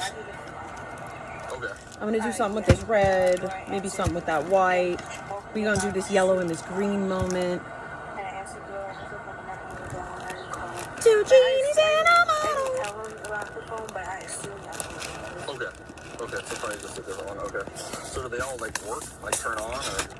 No, only one. Shimmer and shine. They have like, they come on, but they have their screens, so it's like, it has buttons. Okay, so they probably just have Wi-Fi. They don't have. Okay. Are those password protected or anything? I think so. Yeah. Okay. All right. And how many phones do you think there was? Was there 3? Like yours, and then does Q1 have a phone? Fear's got me living with my heart chained down like a prison in my I own can cell. explain that to you. So I got this big ass silicone mat So pretty much what happened to do stuff on. Is we got notified by the Attorney General's office After I smiz. that there was child that was uploaded from your residence on your internet. I'm not saying that you did it. However, it came from your residence. Okay? So pretty much what's going to happen now, so pretty much what we have to do is we have to execute a search warrant. All electronics have to be seized and kind of plugged into a computer to verify that What a there's bunch of... nothing on it, is what it comes down to, okay? My back is killing now me. with that, Yeah, you're not getting your way now. I just said no. I explained myself so many times in the most nicest way. Ew. I was not jealous. You want the whole. You need to go sit over there. Can't. Not big enough. Oh, why is Superior crying? Why is Superior crying? Superior jealous of his baby brother, that's why. Shout out to Blueface for picking Superior up and taking pictures. So you don't have to wait.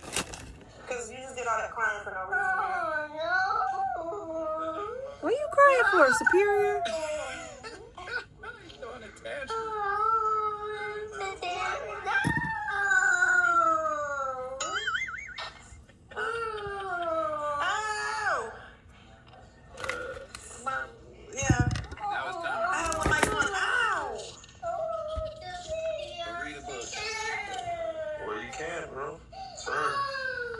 Sit right here. Superior, you need to be a big boy.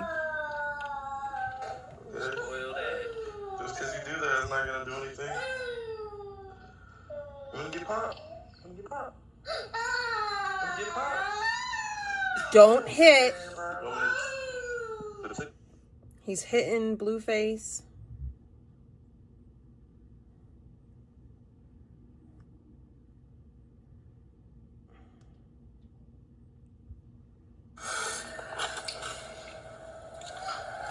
You have a good night.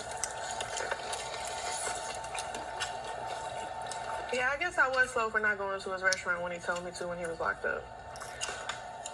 I'm trying to offer you some good food. Yeah. Cause look, I got his this son for had me free. craving it the whole motherfucking time I was pregnant. And look at me now, still eating it.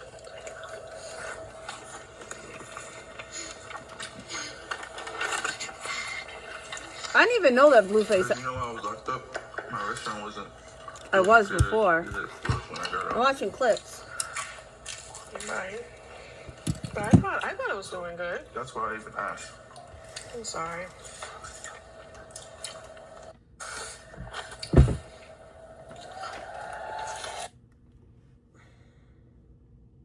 You're almost 30 years old. The last thing we want to see is a 30-year-old man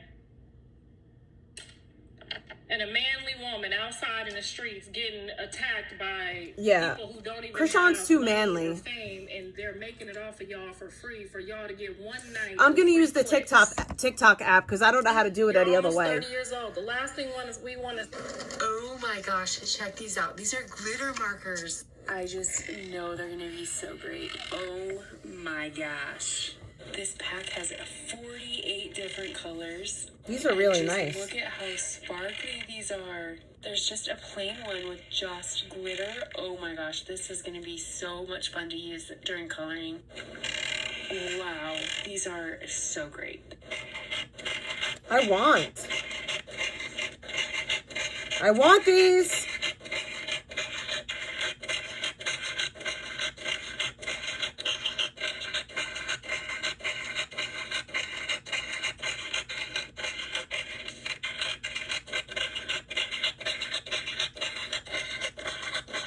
These are so pretty. Okay, just look how beautiful these colors are. They are so sparkly, so glittery. You could use some of these colors for highlighters. You could use them in your coloring books. Oh my gosh, these are so stunning. If you want to take a look at them, I'll have them linked for you. Oh my gosh, check these out. These are glitter markers. I just know they're going to be so great. Oh, I don't even know how that works.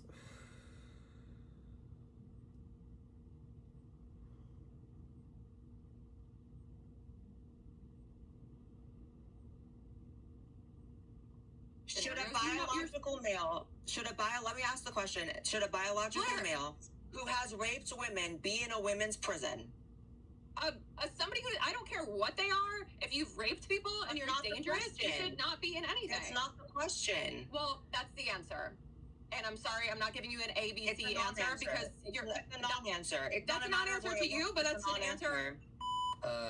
Look, I've watched a lot of political debates on the actual policy, not slogans. That Blair raised about the children, it does say So that can you children, there point should to be no restrictions. Can you point to a specific part that says that? Yes, there's a whole part that says, and I can pull up the text of the resolution if you give me a second. Yeah. So this gamer is now suing the police for $176 million after a Rust swatting disaster. So essentially this 24-year-old is saying that the police just ignored every single warning from him that this was a swatting and is now demanding $176 million from them because this incident left him paralyzed. So Good. He should get 170. He should get that. Personal information, and then he starts threatening to send the cops to your house. And I feel like a lot of people And cops don't take things seriously until somebody gets seriously hurt. And then when that person gets seriously hurt, then what? So this is a great example of the dangers of this online crap. Cops didn't take him seriously. He got swatted. The cops shot him during the swatting. And he's now paralyzed because police didn't take him seriously. especially the people who've grown up in Call of Duty lobbies, Counter-Strike lobbies, Halo lobbies, and so on and so on, and Rust, obviously. This is the game that we're talking about today. They're aware that there's a lot of empty threats. There's a lot of just people saying stuff to get under your skin. But apparently Axel here, he was quite smart. He realized, okay, there is some seriousness behind this threat. I should probably take this pretty seriously. So he actually called the police and said, hey, someone's threatening to swat me on this video game here. So according to a notice of claim filed against Pima County, this all started on April 8th while Axel was playing a survival game called Rust. Someone on the server asked to inspect his computer to make sure he wasn't cheating. Axel then agreed, and that decision apparently turned into an absolute nightmare. So first warning number 1, never give any stranger access to your computer, ever. Never give any stranger online any personal information. But regardless, soon after, unfortunately, Axel started getting alerts that someone was accessing several of his accounts. According to his attorneys, hackers had gotten into his email, stolen personal information and passwords, and started demanding money. So Axel didn't want to pay him, and then the threats got even worse. They then threatened to falsely report that he had a bomb, sending police to his house, and even contacting immigration authorities about his family because of his Hispanic last name. And this is despite him and his family being U.S. citizens. So Axel called 911 and he explained what happened. And he also warned them that these people have his address and they were threatening to create a fake emergency that could send armed police to his house. And according to audio obtained by the family, the dispatcher responded, but they can't just call SWAT on you. That's not how that works. Well, apparently they're not aware of how all this works. Yes, they can call SWAT on you, you idiot. because it happened to me 3 times. I have been swatted 3 times on 3 separate occasions in 2 different states. Both times held at gunpoint. The one time I was sleeping. Well, 2 times held at gunpoint. 1 time was arrested. And another time my dad was held at gunpoint. I have been swatted 3 times. Crazy to me. How could a dispatcher not be aware of swatting? Like, this is a massive in New York problem, and Florida. It's been a massive problem in the U.S. for a long time. So how are you a 911 dispatcher and you're not even aware of how swatting? And let me be clear about what swatting is, because people don't seem to understand what swatting is. Swatting is when people false report that you have a weapon, mainly lying to the police that a person has a gun. But really lying to the police that a person has a weapon in the hopes of having that person, you know, swatted or searched or have to deal with police. That's what a SWAT is. People lying about the presence of a gun or some other deadly weapon. I just want to make sure we all are clear on what swatting is, because people don't seem to understand. But then, in quote, she says, nothing's going to happen. And I mean, that would be pretty comforting to hear until SWAT kicks in your door, because now, 2 days later, on April 10th, somebody pretending to be Axel contacted authorities and claimed that Axel's father had shot his sister. And there were red flags all over this call. See? So for starters, the person reportedly didn't even call 911. They called 311, which is the non-emergency line. Axel's attorney, normal. Deb Sethi, later pointed out nobody reporting an emergency calls 311. The caller was also using an out-of-state number, mispronounced Axel's first name, and gave inconsistent information about what was supposedly happening inside the house. And according to the notice of claim, this wasn't even his first suspicious report connected to Axel's address. So it says PCSD had already received, recognized, and cleared false reports for Axel at the same residence that also came through 311. Because remember, Axel called the police himself 2 days earlier and specifically warned them about hackers were trying to do this to him. And apparently that warning wasn't even some buried piece of information that no one could have known about, because according to the claim, a deputy actually mentioned the previous fake call over the radio while officers were heading to Axel's house. So at that point, police have a guy who had warned them that, hey, I might be targeted for a swatting attack. And then you had a previous false report connected to the same address, and then you had a supposed emergency being reported through a non-emergency line, an out-of-state caller giving inconsistent information, and then a deputy raising the possibility that this could be another swatting. But deputies still decided to approach this house as if everything was real. And according to Axel's attorneys, they didn't call him before entering. Instead, deputies tried the door, and then they decided to go through Axel's bedroom window. Imagine sitting there playing Rust, and then to have SWAT officers jump through your window. So this guy is currently going through a full-on nightmare mode. I mean, people have stolen his information. He's already been paranoid. He's called the police multiple times saying, hey, they're threatening to swat me. And then suddenly they jump through your window. But it gets so much worse, because according to Axel's attorneys, Axel thought someone was breaking into his house. You know, that would be very natural if someone jumps through your window. So he ran to wake up his mom and grabbed her legally registered firearm. And then he took cover behind his bedroom door, and this is where things go seriously wrong, because deputies then saw him and opened fire. And according to the notice of claim, 13 deputies are named in this case, and 8 shots were fired. At least 2 hit Axel, 1 struck him in the right thigh, and another one in the left shoulder. His right leg was shattered, his ribs were broken, and the bullet that struck his upper body caused a spinal cord injury that, according to his attorneys, left the 24-year-old paralyzed from the chest down. And this is all because someone on the internet wanted to punish him over a video game. But this is also, I guess, kind of where the story becomes a little bit more complicated than just swatter guy bad for swatting someone online. Because, you know, Axel went way out of his way to warn the police about this. Exactly. So this is also a complete failure on the police. They don't care. I mean, whoever swatted him absolutely deserves the charge of attempted murder, because that's what this is. Axel's attorneys, they aren't arguing that police had absolutely no reason to believe there could be danger inside that house. They're arguing that police had been handed information before and during their response suggesting the opposite. And that's why Axel and his mother are now demanding $176 million from Pima County and the Sheriff's Department. And their attorneys are basically saying, Axel did the one thing you do when everyone tells you that you're in danger. He called the police. Then 2 Exactly, days later, and they did nothing. Jump through his window and attack him. So Axel and his mother filed a notice of claim, which is essentially a step you have to do before you sue a public entity in Arizona. And the claim names Pima County Sheriff Chris Nanos, 13 deputies, and other county officials, and accuses the department of negligence and reckless decision-making. And his attorney, Dev Sethi, put it this way: he did everything we teach our kids to do. When you're in danger, when someone's threatening you, what is the first thing you do?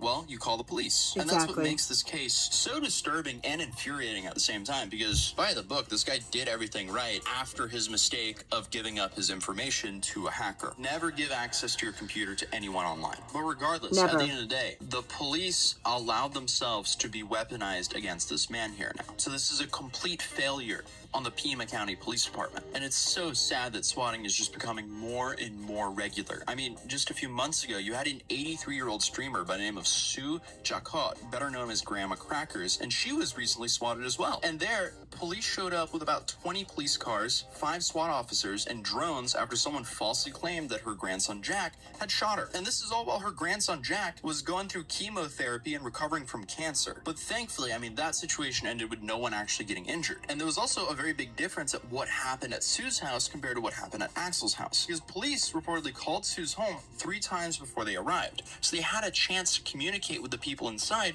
before suddenly smashing their way into the home. So apparently in Sue's case, she even enjoyed it a little bit. Let me tell you about my swatting experience. I was asleep. I was so asleep, I did not want to get up. And these policemen came in the door. The prettiest policewoman I've ever seen. Beautiful eyes, so sweet. But I think she could kick butt if she needed to. And they walked me out. I didn't know what was going on, but it was kind of fun. Okay, yes.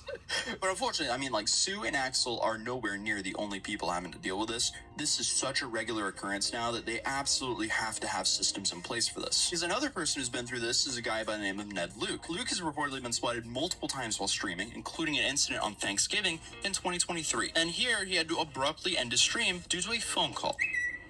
Hello? There what? Oh, nice. Sure. Nice. All right, I'll be out there.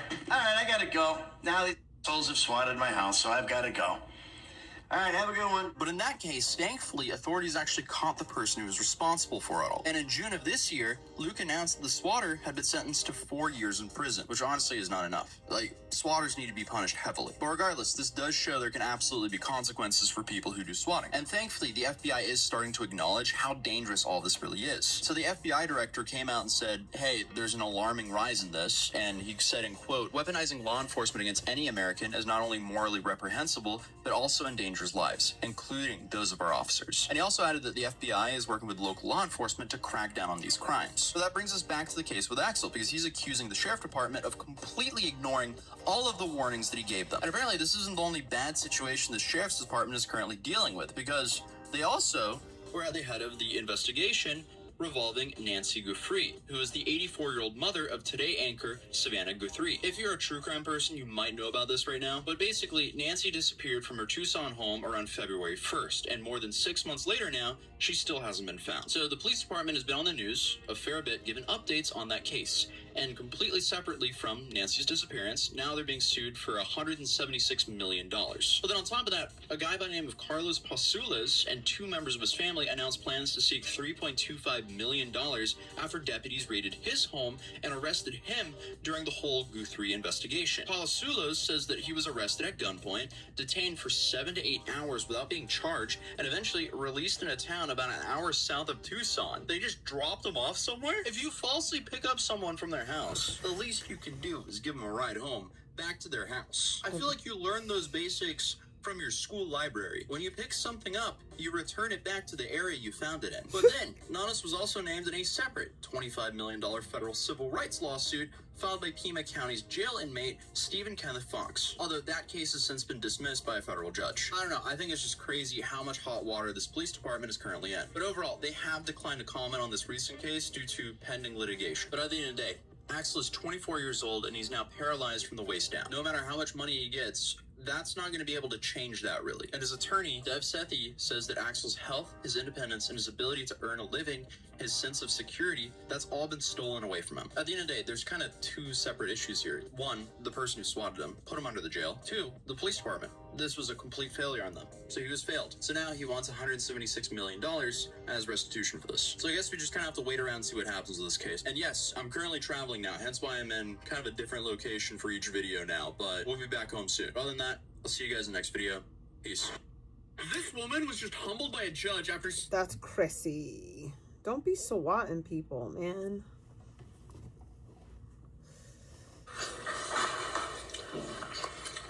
What you say if I do it again? That was the most weirdest moment of my life, but you know what? Which part? When I left? And then to blame it when I was annoying, but like, you know what? It's cool because like... I'm not blaming it on you. You know, you just, babe. I'm telling you why I left. Babe, you had it all planned out, my sweetie. Nigga, I would have let you leave from the baby shower if that was the plan. What the fuck? Well, Chuck. Why would I take you somewhere after the baby shower? You sat in that car. To leave. You sat in that car. What the fuck? I would have just sent you home from the baby shower. No, you're not coming with me. Go home. You sat in that car and... I took you out somewhere. You're being a terrible date. Yeah. Holy heck.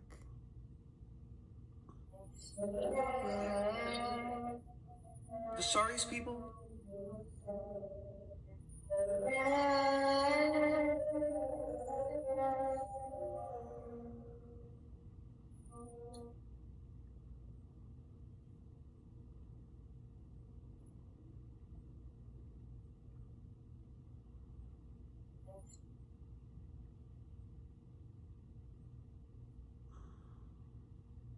Chat.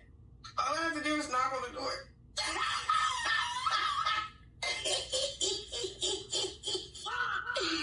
Oh my gosh, she showed the baby face. She's evil.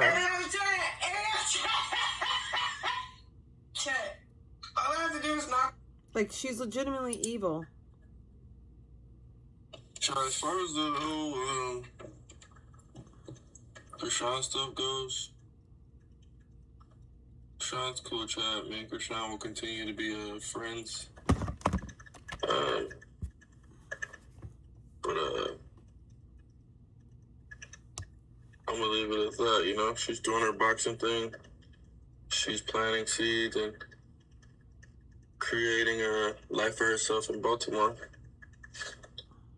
On the other hand, I'm much more of an in-home, in-house type of family guy. Like, you know, I may go out and do what I do, but for the most part, I'm trying to create a household, and I'm doing that. So Nevaeh ain't going nowhere. I don't plan on switching anything around or swat or anything of that nature. At least he said that. You know? At least he said it.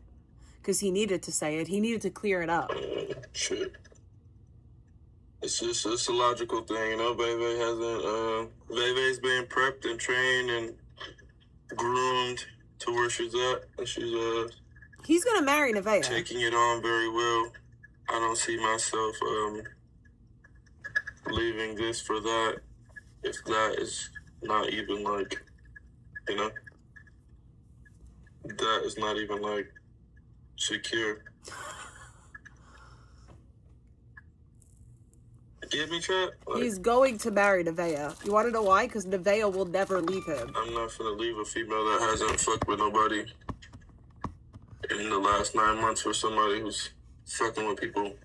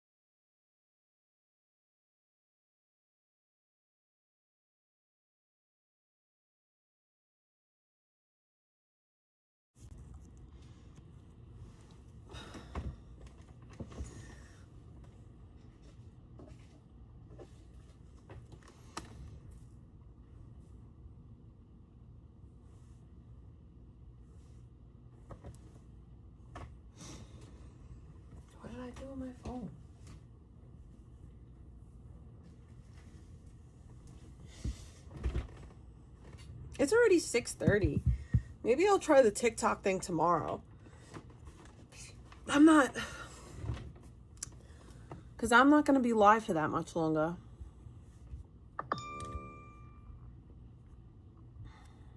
I have mad shit that I have to still. Snacks. What the fuck? I don't know where I'll be finding these bitches at. Bitches ain't. No, don't change them right here.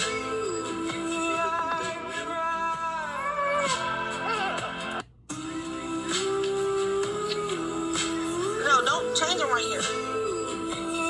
So, a lot of you guys have been asking if this sister is the same as this sister that socked me in the face, and the answer is no, they're not the same sisters. This beautiful young lady here is my sister from both my mother and my father. Her name is Charm. Charm is a 29-year-old beautiful mommy of 2 girls, and I'm so proud of her. I don't ever think that she would behave in that manner. This sister's name is Michelle. She is 35 years old. She just had her first baby 10 months ago, and she slapped me in the face for cheating on my husband with my older sister's husband. This is my oldest sister, Brittany, who has the husband that I was accused by my other sister, Michelle, of sleeping with. This sister is 39 years old. This sister and I have the same father. Michelle and I, which is the one before, we have the same mother. This is my sister, Darby L. She is 34 years old and a mother of one beautiful, super hyper intelligent young lady named Cadence, and I'm so proud of my niece. This is my youngest sister, Makwane. She is 27 years old, I believe, and she makes terrible decisions, but she's super spoiled by the whole family. And this is my sister, Tayana. She's just always out of the loop. I don't think any of us have seen her in like 10 years. This is the sister that I allowed to live in my house for 1 year, completely rent-free. Was there in the middle of the night when she had her baby, cut the umbilical cord, spent thousands of dollars on her and her baby, and she is constantly accusing me of sleeping with people. All of my other, and let's mention that the sister Michelle, she's also very close with my husband. All of my sisters are close with my husband. They all love him very much, and I'm okay with it because I just don't have any weird energy and would never think that any of my sisters would have weird energy toward my husband until Michelle proved that she's a little off, and I am genuinely convinced that she is in love with my husband. But yeah, I don't and wouldn't have any of those problems with any of my other sisters. That's just crazy.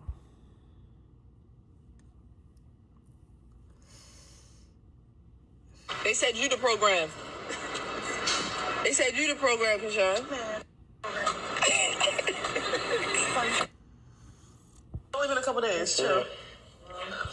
I think I've been moving around. I haven't even got no sleep. I don't even know what sleep is right now. I know, but you were ordering DNA test. The refrigerator ain't got nothing in it.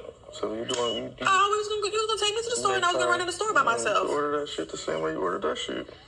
I'm saying, that's your duty. You could order groceries. I don't do that. Y'all are rich. You could order some groceries. Duty. Yeah. Yeah, it's your job. Get some groceries in the house. To make sure the fridge is full, the house is clean. Nigga, I just got back. Be quiet. That's what I'm saying. Okay. Okay.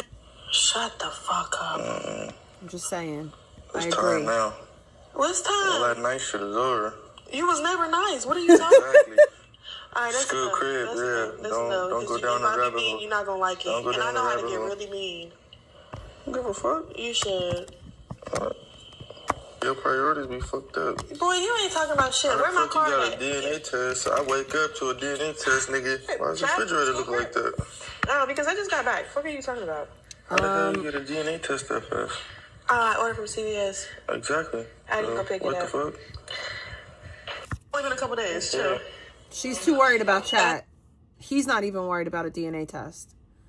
So, she's too worried about chat. Just say it. That's my opinion.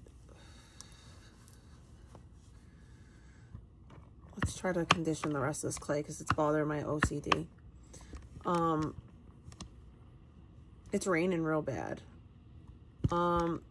This, I don't know why this does this. It's very annoying. Very, very annoying. Should we try out the TikTok? If I do, it's only going to be for like an hour. Let's do it.